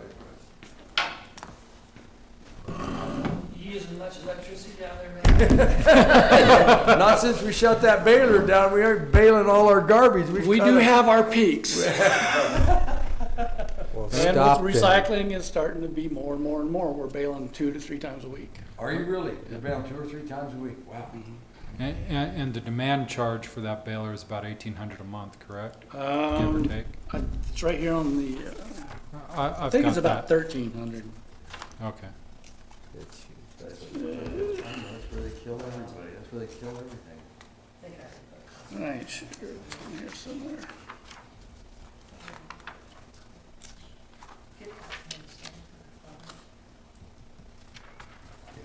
It'd be $1,370. 1784, $1,800 a month. Just to I have was that. $16 off. Well, I've slept Yeah. some since Good then. call, Shaq. You got a good memory. Okay, how you gonna end up the year? Looks good. Better than average. Better now, you bet, way better than average. We have to, because we got to build that cell. I know We you need the do, money. but I'm saying you did. Well, we're And that- working towards it, but that- we also got to buy a loader here before the end of the year. So Ifs and buts, you finishing out a good year. I hope, Yeah. I hope. No, Well- you absolutely, you got capital improvements you gotta do, you got capital equipment to buy, but yeah, but you're gonna have some money to do it with. We hope. Yep. That's good.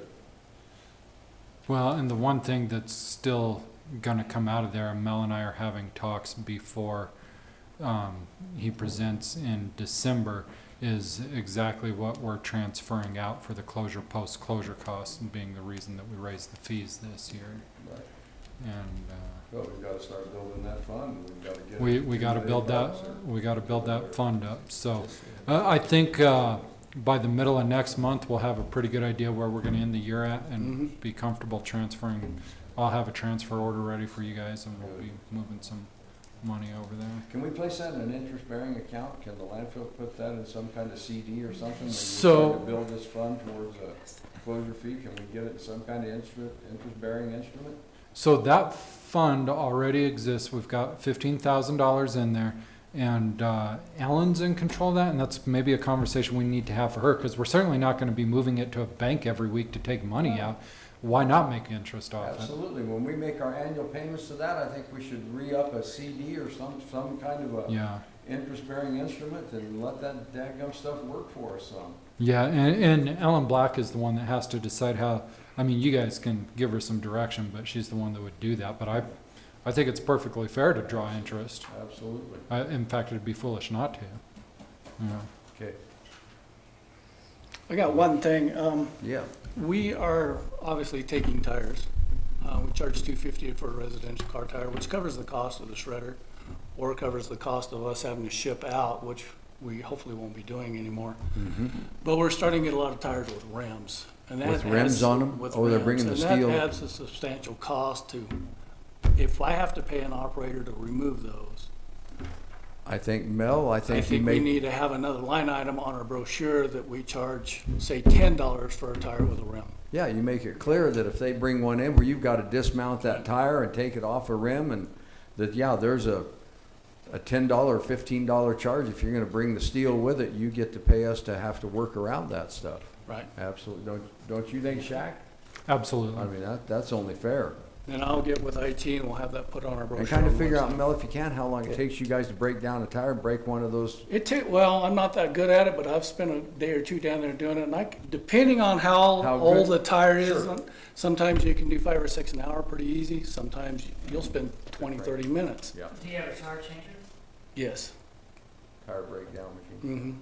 We bought one from Fleet. We used one. Well, make sure it pays you and your staff Right. the time to take and break down those tires and get those tires off of there. And don't mess with split rims if there's air in them. No way. No. Yeah, they wouldn't be bringing them. Yeah, I think you should do that, Mel. Okay. Hey, one thing I wanted to talk about while Mel's here for my report was the closure of the Carver Correct. landfill. The Attorney General's office contacted me last week talking about what we need to do. I think I didn't realize it wasn't even closed yet, but I mean, we've stopped taking waste there obviously a long time ago. But they've approved the, I guess, formal closure of it for next year sometime. And what the regs require is for us to put some sort of disclosures, disclaimers, restrictions on the title, such that so that somebody 100 years from now knows that there was a landfill there. So to do that, we need to get a title commitment, which won't cost much, but it will cost a couple $100 probably, and then also probably have Ernie Manus do a survey for us if he hasn't already, and then we can make suggestions of whether or not we want to limit where we put a covenant that says, hey, from here on this little piece of the Carver landfill, you can't drill or tap water underneath it or something to that effect. Or whether we want it to apply to the whole thing. I think it's going to apply to the whole Carver field. It will. But that being said, we're changing our composting operations. So we're going to take, I forget what, 7 or 11 acres of that and turn that into a composting facility. So I will just keep Mel in the loop, and then probably Shaq too, since he's pretty enlightened when it comes to landfills, on what we need to do. But we are going to probably need to get a new title commitment, new survey, and then figure out what kind of restrictions we want to suggest to CDPHE as far as what will go in the title. I think they're going to dictate to you what they're going to want in that. And then you write it up and they'll charge you $125 Exactly. an hour to read what you were told to write. That's exactly what's going We'll to see. happen. I've had one conversation with her. Hey, would you send her a bill for $125 an hour anytime you talk to her, please? Charge her more than that. Or more than that, you can get it. Ask why it took so long to get the Carver field closed. I mean, the sanitation district was operating that and stopped in the 90s. Why did it take so long? I mean, my knowledge of it, I said the Carver landfill's not closed. Yeah, it's closed, and they closed it to the regs at the time, and then after Mrs. Barton left, we went in and put more cover on it, and we did all their testing, and then they had their state engineers come in for us and drive T-posts and 4x4 squares and wrap it with orange construction netting, and they came down every year and took pictures of what grew naturally there. And that orange construction netting for 3 years, they looked in to see what was different from that compared to what was around it. And we couldn't drive those T-posts on ourselves. They had to have an engineer do that. An engineer had to drive those T-posts in that 4x4 set? Oh my God. Well, you know how technical it is to wrap orange construction netting. It takes a degree to get that post drive on that thing, right? But it takes sunlight to grow things, so wouldn't the orange netting affect the sunlight? That's my concern. Did they think the orange netting is what grew? No, that's what cost us $125 an hour to wrap around. Okay. Well, what else have you got? I mean, have you got something? It's a muddy mess right now. We're done with the dust for a while, I Yes, think. you are. You're out of the dust for a while, aren't you, buddy? So they're working on our pad, finally. Are you using some of that shredded tire to handle some of your mud? You're going to be able to use No, we can't use that where people are driving. We can only use that for cover. Because the steel in the tires will okay, so you can't put it down. down on any of your roads or anything. No. I got you. Okay. We can't. And hopefully here in the next, they said they were gonna pour this morning, but I don't think that happened. Might be a tough day to pour this morning, yeah. We'll see, but hopefully that's done quick. You never know. Hoke does some crazy stuff. He doesn't back up. He sure got shut down with that rain, I know. Because they got all that dug out and then it rained and filled it full of water. Okay. All right. Thank you, Mel. Have a Yes, sir. good Thanksgiving. You too. Okay, do we have any old business to come before us? Actually, we do. You do? Well, let's have it. We do. We do. We do. So we Yes, need to appoint our positions for the Montezuma County Planning and Zoning Commission. So we spent most of the day Thursday, and then we finished them up this morning for all of the applicants. We had 13 applicants total. 2 were refused or rejected because they were late. So we had 11 applicants that we actually interviewed. After long, hard discussion, first of all, it was exciting to see that we actually had that many applicants that were interested in actually joining in and being part of the planning commission. And very good applicants, I might add. Very good applicants, so it made. Very great, good field of people that asked to be on that commission. Made the decision pretty tough, but anyway, to finish up with what we have to deal with, first of all, we need to reappoint 2 3-year terms, which 2 current commissioners have put in to be reappointed, which is Rob Pope and Mike Rosso, and then Joel Stevens from alternate to a permanent for a 2-year position. So I guess I would move that we reappoint Rob Pope, Mike Rosso to 3-year terms and Joel Stevenson to a 2-year term. Second. It's been moved and seconded to reappoint to a 3-year term Rob Pope and Mike Rosso, and to a 2-year term our alternate Joel Stevenson. All those in favor? Aye. Aye. And then the 2 selections, Haley Saunders for a 4-year term for appointment, and Zach Farian for a 3-year term for alternate. Second. It's been moved and seconded to appoint Haley Saunders to a 4-year term on the Planning and Zoning Commission, and Zach Farian to a 3-year term as alternate on that commission. All in favor? Aye. Aye. Okay. How do you spell Zach's last name? What? Zach's last Fahrion. F-A-R-R. Fahrion. Thank you. ZAC. Got it. Okay, that takes care of our old business. Yeah. County Attorney report. I don't have anything else other than that issue with the Carver landfill. One thing that Ms. Purcell brought up last week was that my fault. I made the Wolf resolution 7, but really it's supposed to be 8. So if we can just have authority from you all to have Ms. Purcell interlineate and change it to 8. And I don't know if the minutes need to be corrected. Kim, do they? I think we could just make a motion that we've changed it. Okay, that works for me. It's resolution number 8 instead. Yes. I got you. Okay. Could I have that amendment made formally? I would move that we change the resolution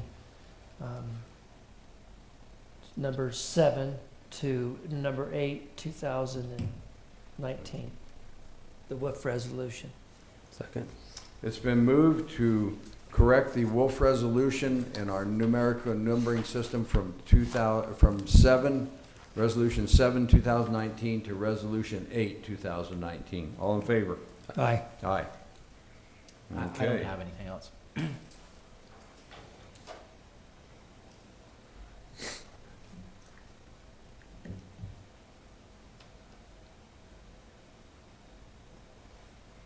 Okay, gentlemen, we will now move to our natural resources. James Dietrich. Good morning, gentlemen. Good morning. Keep it kind of brief today, I guess. Did want to let the commissioners know that I met with the MCRAC last week. We did take the question about the fairgrounds to the MCRAC and just let them take a look at it. Yeah. So we got some pretty good feedback from them. I think they seem to be behind all the concepts that we put out to them. There does seem to be a lot of support for having, just kind of a general purpose area, an open field, multiple use kind of area. And then I think the other thing that they're very aware of too is the parking. So that's something that, so far we've been hearing that from everybody we've been working with out there. So we did work through that with them. We also took a look at some of the regional connections in terms of a countywide trail plan. And so what I'm trying to do is get the MCRAC to be thinking along the lines of moving forward with the update on the comp plan when we get to that point. So hopefully we can get some groundwork laid with those folks. Got some pretty good feedback from them on that. And we'll also take a look at some of the other recreational facilities that we have in the county, or opportunities, I should say. And I'll give you an example of that. Totten Lake, for example. You know, what are the possibilities with Totten Reservoir? So I'm just trying to get them to take a broader look. And again, the purpose behind that is to really kind of get them thinking about along the lines of updating the comprehensive plan when we get to that point. So, other than that, working again, I'll be working with Larry on the fairground stuff this week. Whatever's left of this week, it's kind of a short week. But then I'll be moving over into the TAP application, and that'll be due in January, so I'm just trying to get a good jump on that. So anyway, I guess that'll conclude my report for the week. Is there anything else we wanted to discuss? You know, James, and I feel sure you sent the Forest Service a letter requesting a repayment program if we go ahead and do the wave eater water break for them. Have we heard anything back from them on that proposal? We haven't heard anything back from them, but they do have that in their hands, yes. Okay, all right.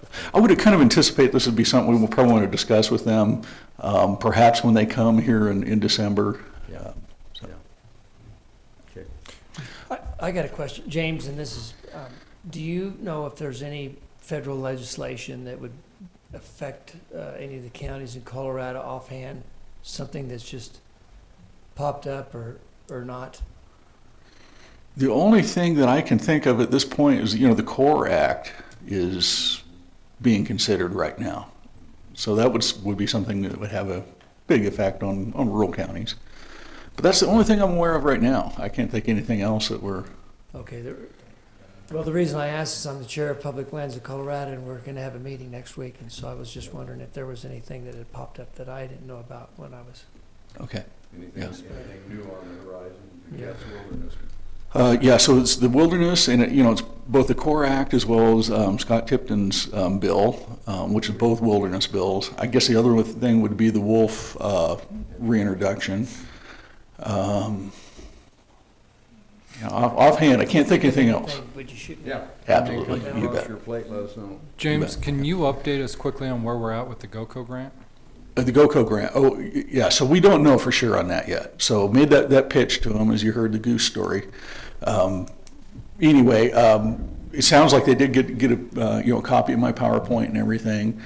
So it's just hard to tell where we're at with those guys. I think it was a very good presentation. Given the circumstances, which was no power, but maybe they'll give us a little extra credit for that. Who knows? I wish I would have known this, but this actually just came out. There's an article, it's called 3 Days of Mountain Biking in Mesa Bird Country, and it says the lure to this was Phil's World, currently the highest rated ride in Colorado. Huh. Wow, I can believe that. So that could have helped our chances for... Sure. The Trails to Mesa Verde grant and all that, yeah. Why don't you just send it to them anyway? Yeah, certainly will. Yeah, you bet. As an addendum coming in. I just let the greatest ride and crash.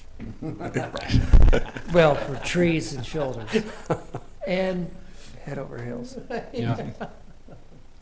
Well, let the commissioners know one of the things that they consider very heavily is what kind of dollars you can leverage. And so I spent a lot of time talking about, how we've got this new situation with CFL and how that's a new chance to leverage quite a bit of money. So it seemed like that would carry probably the heaviest weight with them. So I went with that, and it wasn't hard to talk about that plan. 20 minutes in the dark in there, but I could talk about it all day long. So little visual would have helped. But anyway, it is what it is. Okay. Anything else? Guess that concludes it for me. Okay. Thank you, Joan. Have a nice Thanksgiving. You too. Mr. Powers. So, Administrator report. I don't have anything county related to report on. I would just like to express my disgust with our state for making the possession of 13,000 lethal doses of fentanyl a misdemeanor crime, carrying the same weight of law as a minor traffic offense. I just want to express my disgust publicly. Did you get that, Gail? Did you get that? I wasn't aware of this. Hey, keep up here, keep up. That's all you got? That's all I got, but I'll repeat it for emphasis. No, if I no, need no, to. we're good, we're good, Fine, we're I really think we good. got it first go around. You're disgusting. Commissioner Sucre. Last week, Shaq and I had a meeting with Shafta. It was over affordable housing for low-income families, kids, and I got to tell you, Montezuma County has a $32 million housing authority. The waiting list is over 3 years, and we are very well. We need some more affordable housing for these low-income kids and families. So we are on their list. We're with Pueblo, and is one of the counties, and the other county was, I don't remember now. Do you remember the other county? Because I don't. we're an enterprise zone or an I may opportunity have zone at them, the same yeah. county. Yes, enterprise. Enterprise. Anyway, which brings up a point, we sure could use another body on the Housing Authority Board. We've applied, put that out there twice. You're in charge of $32 million, and we cannot get anybody to apply. $32 million worth of assets. Where has it been advertised? Same place we always advertise. Journal, website. Do you want to re-advertise that? Is that what you're saying? Valentine publication. Commissioner Sukla, do you want me to re-advertise? Well, we've tried. What is the size of your board right now? 5. 5. You have 1 seat open? Yes. Maybe Terry could make it a PSA that draws a little more attention to it in the paper. She I don't- tries hard. I don't know why we're failing, but I know that she's made the effort, Yeah. just can't get anybody interested. Well, you would think that somebody would know, $32 million worth of property that you're over, and we're redoing the Calkins building for $15 million, or however you're the talking price some is major of all that. money, major expenditure. That would be an exciting project that somebody would be a part of that board. Plus, they feed you once a month. So. Can't beat that, a free lunch along with it. Anyway, $32 million just bucks on a sandwich. we've got we've got some work to do here to help. There's a lot of people that's homeless, and one of the things that was brought up, and it's amazing, is that they're like, well, they would there's more emphasis on Durango because actually affordable. It should be more affordable, in my opinion, here than Durango, is it not? Should be. My God, But it it's, should be. well, I went to a board meeting also for the Housing Solutions Board. And what is affordable? That's what you're going to say. Affordable housing, and they're building a brand-new complex. They've got a 40-unit complex that's being built, and that's a $10 million complex, and it's being built in La Plata County. So affordable housing, these are all one-bedroom, like 500 square foot units, and they're being subsidized with vouchers. So affordable housing is $950 a month, is what they're charging for these. And that's a subsidized amount. And that's a subsidized amount with the vouchers. So it is a bit, I mean, La Plata County is getting 40 more units, which are going to target mostly single individuals, whether it be male, female, or male with a child, female with a child. But it will give, 40 more units in La Plata County, which is a pretty big deal, $950 a month. So it's kind of hard. I got a 2-bedroom house. All that's I'm renting for $650 a month. It's a better deal. Tell them to come Montezuma County. But and you're a builder, and I'm not going to knock builders, but yes, I am. You have. Wait a minute, I need to correct you. I'm actually a county commissioner. Oh, okay. I'm not a Okay. builder. Well, you was a builder. I guess what I'm saying is what is the average per square foot now to build? Is it? There is no average because everything is different. You can build a very minor, very moderate, or very high-end home. So it depends on what do you want to have? Let's say built? moderate. What's Yeah, moderate. Moderate. There is a figure because the realtors know. Moderate that- with the price of property with it, you're at $160 a square foot. So let's just pretend that this is a square foot. And the reason I'm asking that, my wife and I, we did a remodel and it was what it was a porch that we had closed.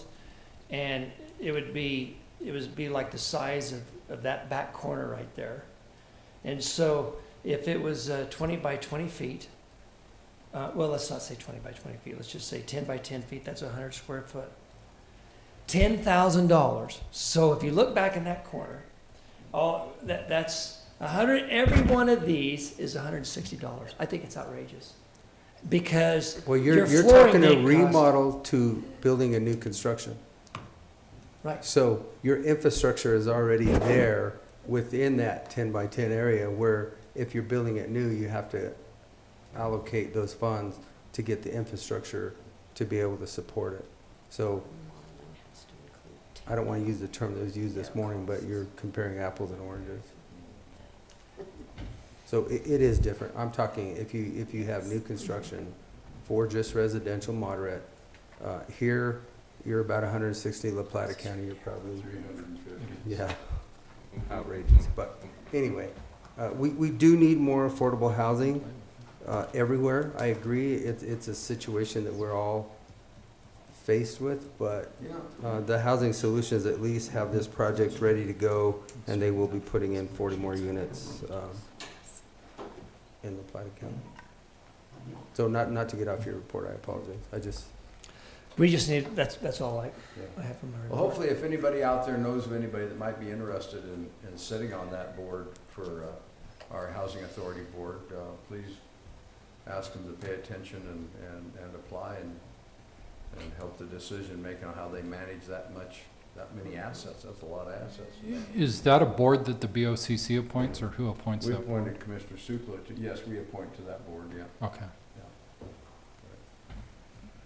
Okay, anything else, Commissioner? Love the day. The electricity's in the air. Hey, there's infrastructure charge on that and a demand charge on that. Well, I was thinking about when we was talking about the Forest Service, they need to start charging $20 to park, even though that they think that it only costs $3. Because in the future, they're gonna have to make their parking lot bigger, so they need to have a demand charge on the on the parking area. Parking area. No, the numbers don't lie, and I wish you would write a story and show that list of how we are in the top 10 out of 40 co-ops when they all pay the same price. It's just crazy. Well, I'm going to give you some more bad news. Oh, no. I went to our communications meeting the other day with all of our fire and law enforcement and our dispatch authority, and our E911 fund, which has been committed to replace the capital improvements at the dispatch station, where we committed those funds on that E911 emergency 911 fund charge that's on all telephones, is committed to infrastructure and capital improvements at our dispatch center, which is in the police department, and they house it and they supply the other entities, the entities that use that dispatch, they pay the salaries of the dispatchers and all that other stuff. But the E911 fund is committed to buying capital improvements and recapitalization of things within that dispatch center. And they have got a 22-year-old system there that they can only find parts on eBay. The companies do not support them anymore. We've got, it's a dinosaur that's on its deathbed. And in order to revitalize that dinosaur with some new innards and workings, we're looking at, I've got the numbers here in this report that Lori Johnson gave me, but if we leave our fund at the dollar amount we raised it, if we voted to raise that from 70 cents to $1, which 70 cents was archaic back there since back in the 90s, moving it to $1, by the year 2024, we will be $270,000 in the hole. 4 years? 4 years. So what that tells me, for the needs of that dispatch center, the capital improvements that they need 4 new consoles, they need radios, there's a recording, their recording equipment, which the DA and all the entities rely upon for those conversations to be recorded so they can go through the court systems and all that. We're looking at needing to raise that, and to let you know, if we come up short in the E911 fund, the county then becomes responsible for making up that difference. Because we're the entity that established E911, said we would take on the capital improvements and pay for them out of this fund. So this fund is we either revisit our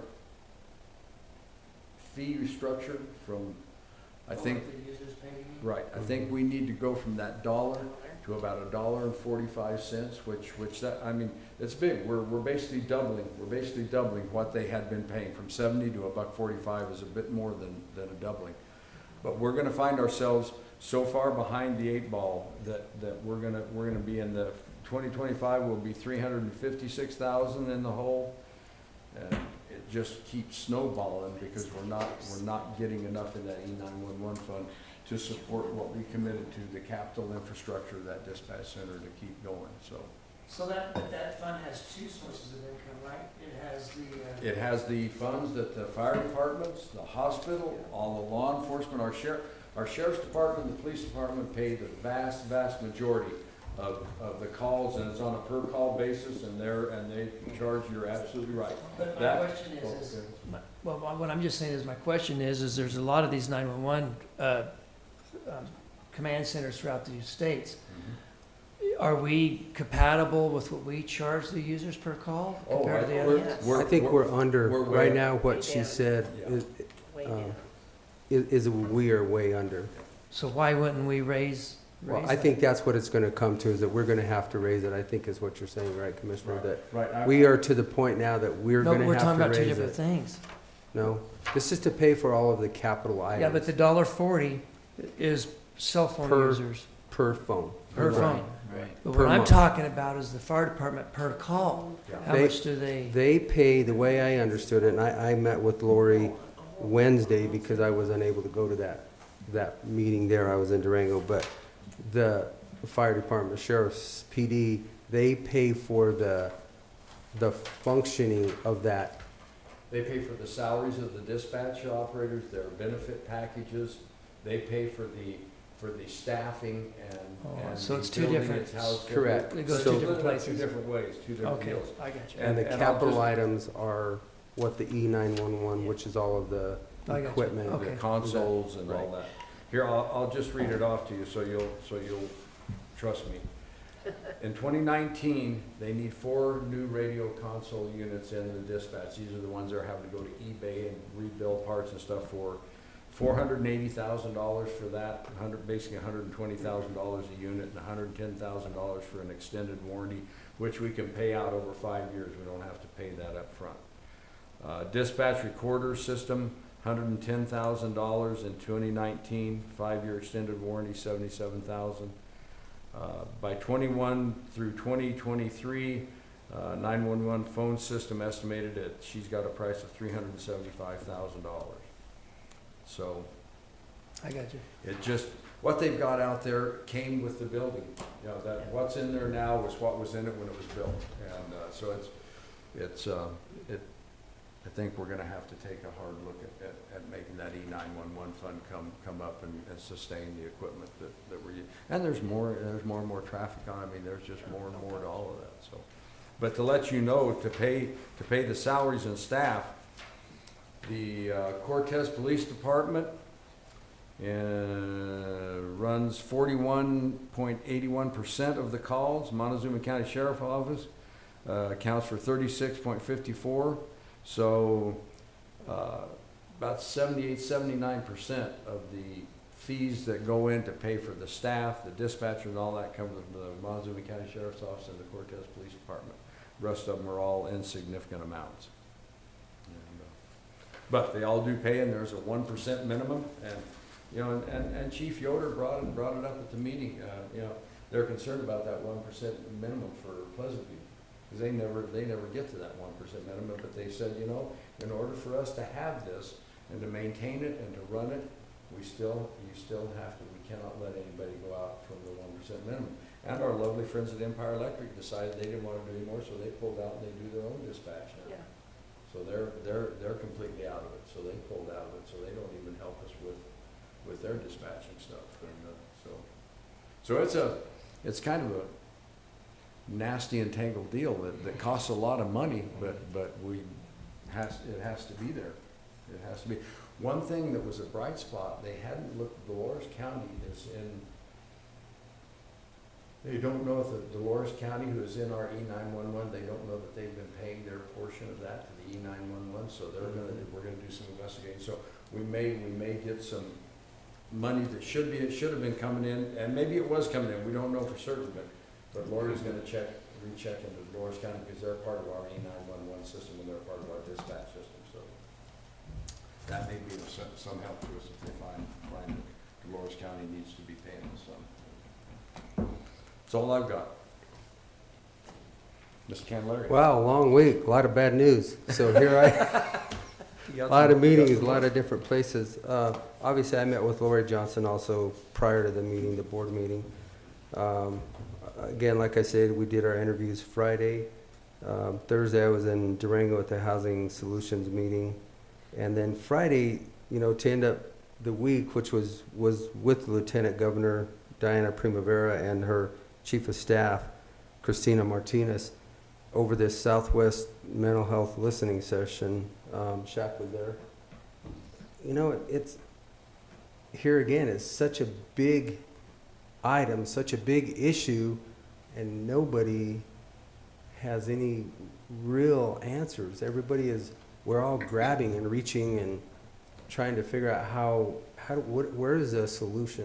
And a lot of that mental issues are tied to substance. I mean, there's a big ball of junk out there that has mental health, substance abuse, and all that in one great big ugly black ball that nobody seems to know how to get a grasp on it, what to do with it, and I'll tell you, it's way bigger than anybody's been able to grapple with yet.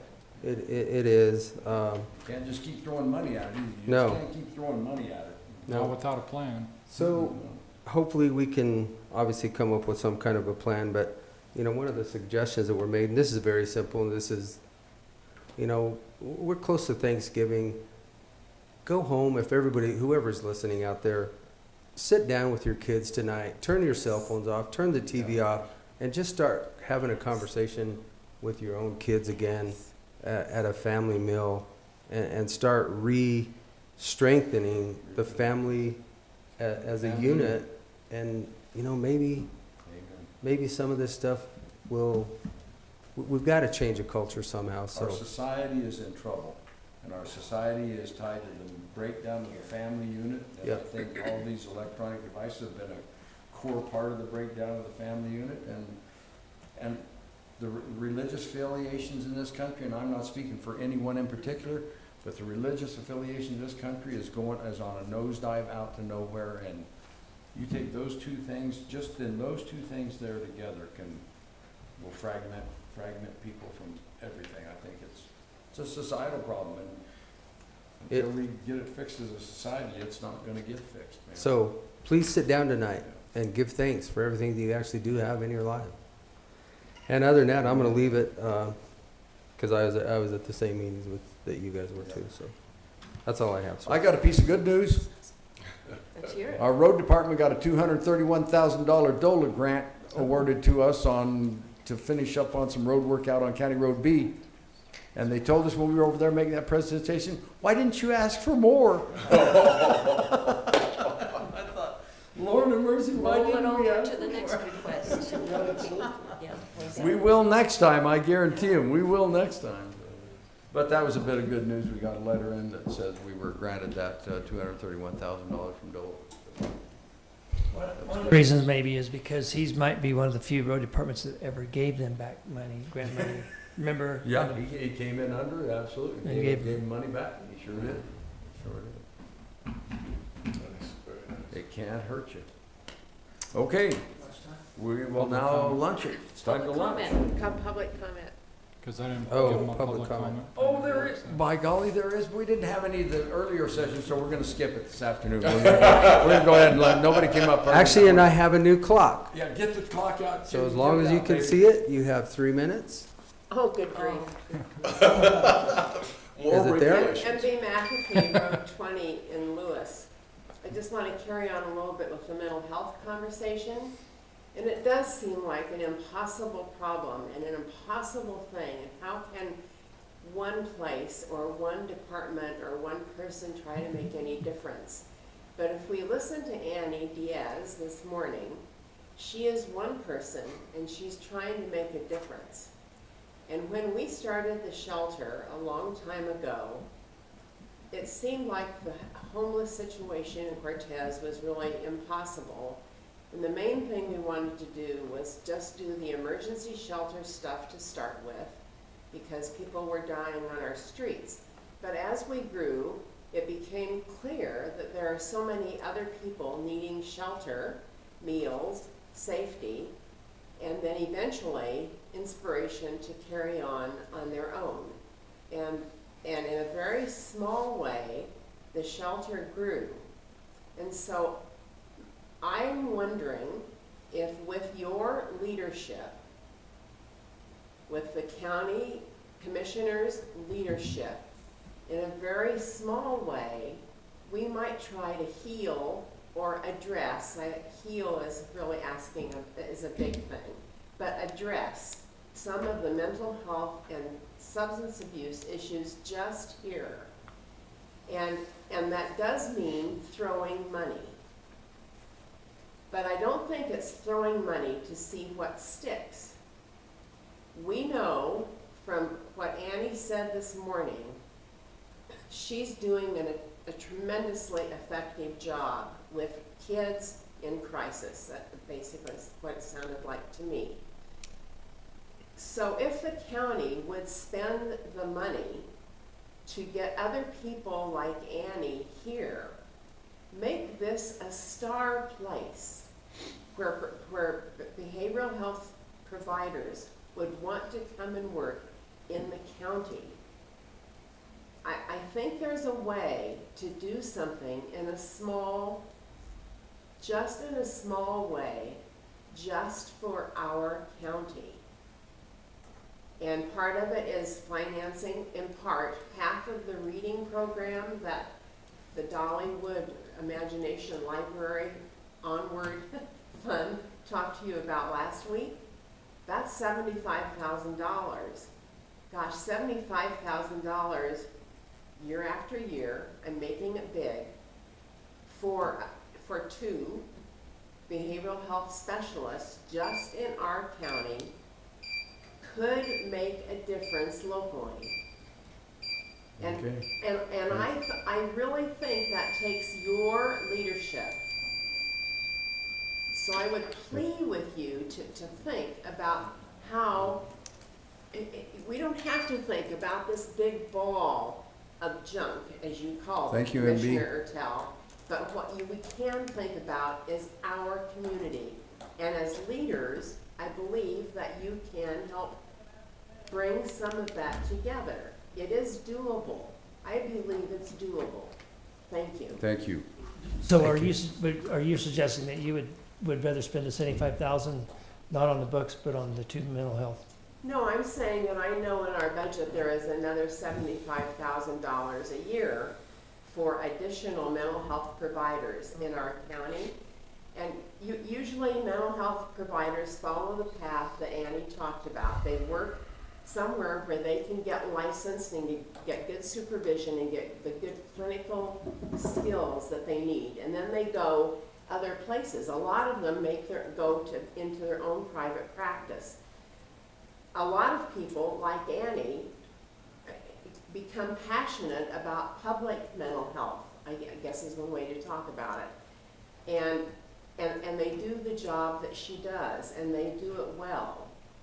And so I think Montezuma County could become a place we've got all the attractions. We need to have the salaries. And I believe our county can Let me ask you afford one it. thing, let me tell you one thing. You know what the attraction is? What I heard from the police at a meeting the other day with some of our law enforcement?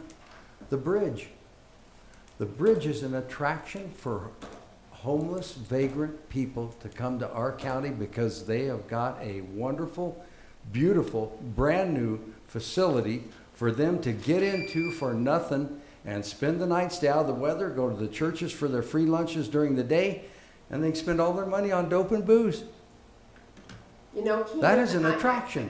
Keenan, I watch your body language every Yeah, time. I hope you do. And, Thank you. And you frown, Thank and you. this is very You boring. do, you know, MB, I watch you out there in the chairs, you I- know, hon, I and know I've you got do. all your facial I expressions know. down pat, so Okay, thank you. okay. We're on the And- same beam. and Thank you I very have- much, MB. I have yours down pat, but I would Thank you very much, MB. that there are Thank three you very much, commissioners. There are MB. 3 commissioners. Thank you very much, MB.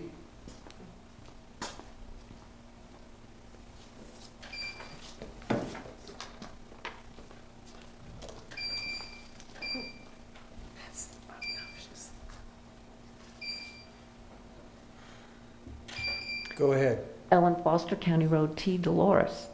I would like to comment on Kinder Morgan's presentation last week. I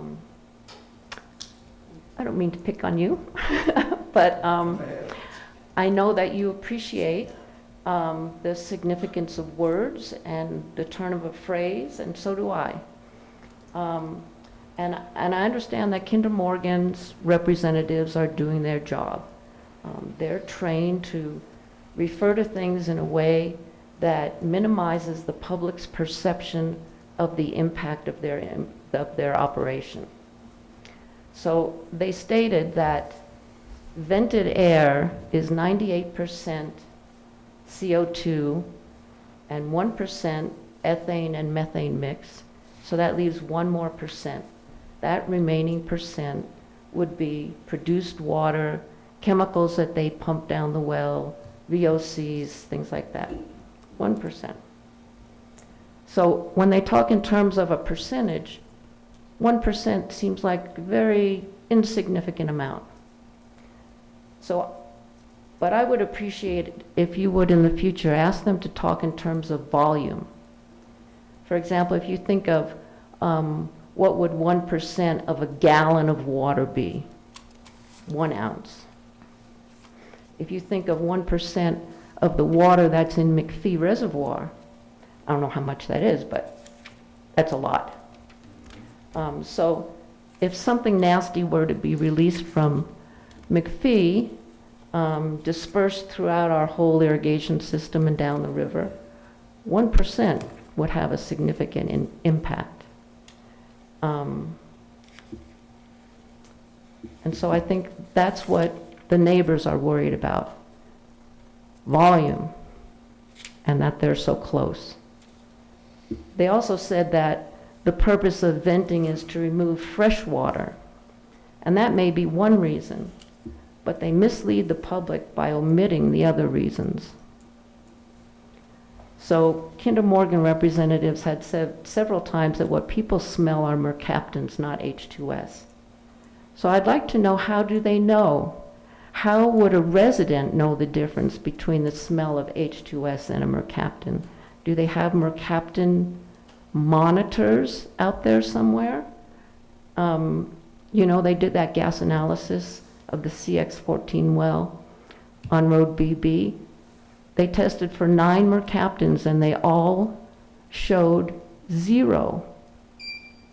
So, and they also referred in their presentation to a 2019 mercaptan report and said that mercaptans were perceived at 1,000 feet from the source but were below harmful levels. So I'd like to know, it'd be interesting to see that report. Which mercaptans did they actually detect? Thank you, Ellen. Ellen, your questions can be answered at the end of their presentation. They gave a phone number you can reach. It's 882-5500.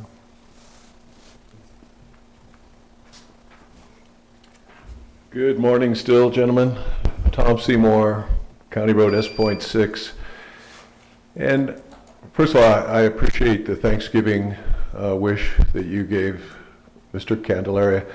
We all need to be thankful for so many things, and glad to be a part of this county. And you guys are doing a marvelous job. This year has been fantastic. I did want to comment on the mental health issue. I thought Annie Diaz made a great presentation.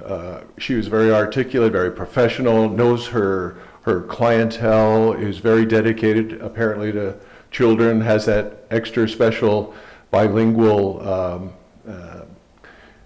plus, for lack of a better word.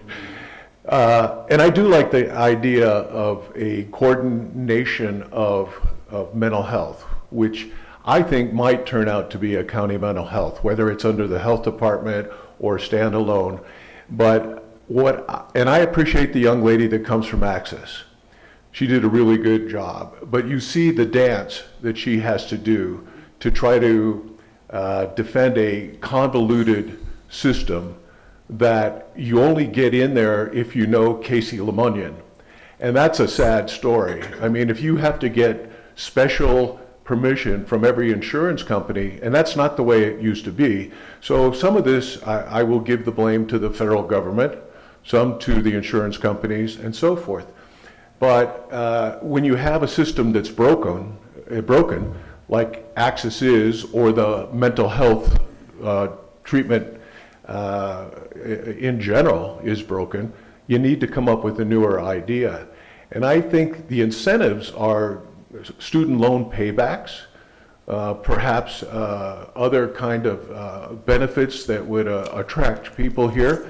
But if they knew that they would be able to work for a place that had the solid backing of county government, which Access, well, I won't speak for you. I don't have a strong backing for them because you really don't get in on same day.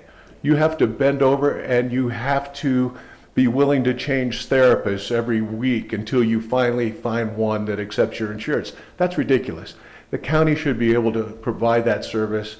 And there are, I don't know what the budget would end up being, but I think we're going to see a further breakdown of our society without this mental health addition brought in. And having an independent county mental health would be a good place to start. Thank you. Thanks, Tom. Ha Good job, Tom.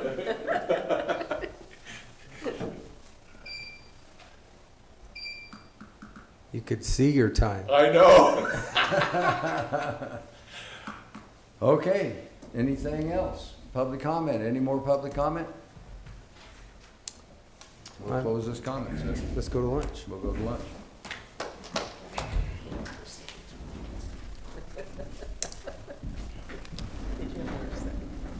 No.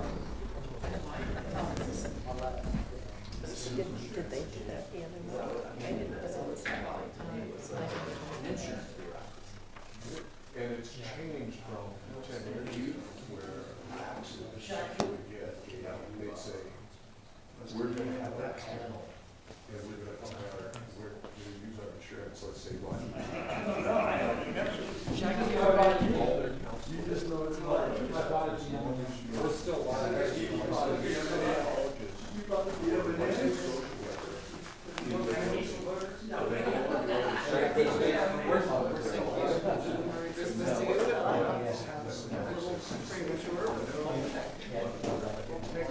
I know. The staff members come in and say, oh, we're going to renew his license, and then we go high. They pay $30,000 a year, they use you, they issue, and they leave. So now Access says, well, we're not going to get a panel of our own. We're going to make each of you independent counselors have to sign up for your own insurance. And a lot of insurance will not cover a licensed professional counselor, which is what Ms. Diaz was. It does a very good one. But they won't cover that. They want to cover a licensed social worker and a licensed psychologist. So, Or a yes, psychiatrist. or a psychiatrist. And we can't get a psychiatrist here because we had the best psychiatrist in the entire three-county area with Lori Rain.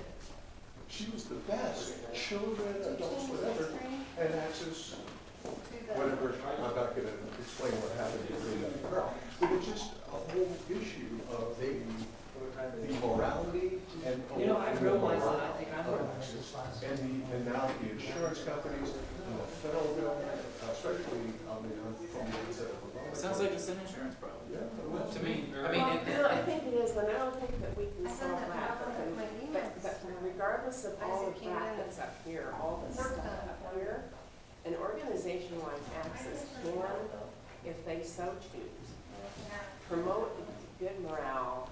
It can be a better organization, even working within this big structure that they have to operate under now, which is awkward and horrid and very accurate to what Tom just described. Knowing one person to be able to get in is just nuts. when you suggested 75 grand, I just made that well, up. okay, but I'm curious, like, what were you envisioning? Like, I need specifics, man. Like, were you talking about 2 more employees at Access? Yeah. No, 2 more employees at county. So this county thing is a weird controversial thing that we brought in. So it's weird, so she gets supervision from Denver. This is we put her out at Johnson Building. This is with basically no supervision. And I don't like the way it's set up. Okay. See, I didn't know that part. And it's only, so it's not a ton of work, in fact. She's not getting a lot of clients. Oh, It's basically, when we have a dependency and neglect case, and we know it's not necessarily just emergencies, it's we file a court action and we say, hey, your kids have to go see a therapist, and you have to go see our therapist, and that's Annie Diaz. And so some counties do this, some don't. Josiah chose to set it up that way, so she was hired about 2 years ago from Access. No, I didn't realize that was the setup. And that's it. So it's only like basically child protective services clients. It's not like if you have a kid that you're like, my kid is freaking using drugs and crazy, and I want help. You're gonna go see her. No, unless she's got some private thing on the side, which I don't even know how they set up. But the county needs to have somebody that my kid's on the brink of crisis. Maybe. And I need some help. I don't disagree with you, but we don't. And I mean, that it's like non-existent right now. And so are those positions, that's what I was curious. Are you talking about positions in our county? Yeah. Like in the health department, and social services? Well, mostly in the health department, because I think it's a health department, could be the umbrella, and it steps down there. I've just seen that even though Access is a nonprofit organization, they don't have what it takes to hold, talk about since M.P.M. I can't imagine it ever being the answer. No. But right now, it's the only answer. Look at Opinion Project. I have said to the Opinion Project Board and to Rose for the last 10 years, you need to be the premier child advocacy center mental health building of the entire Tri-County area. Opinion.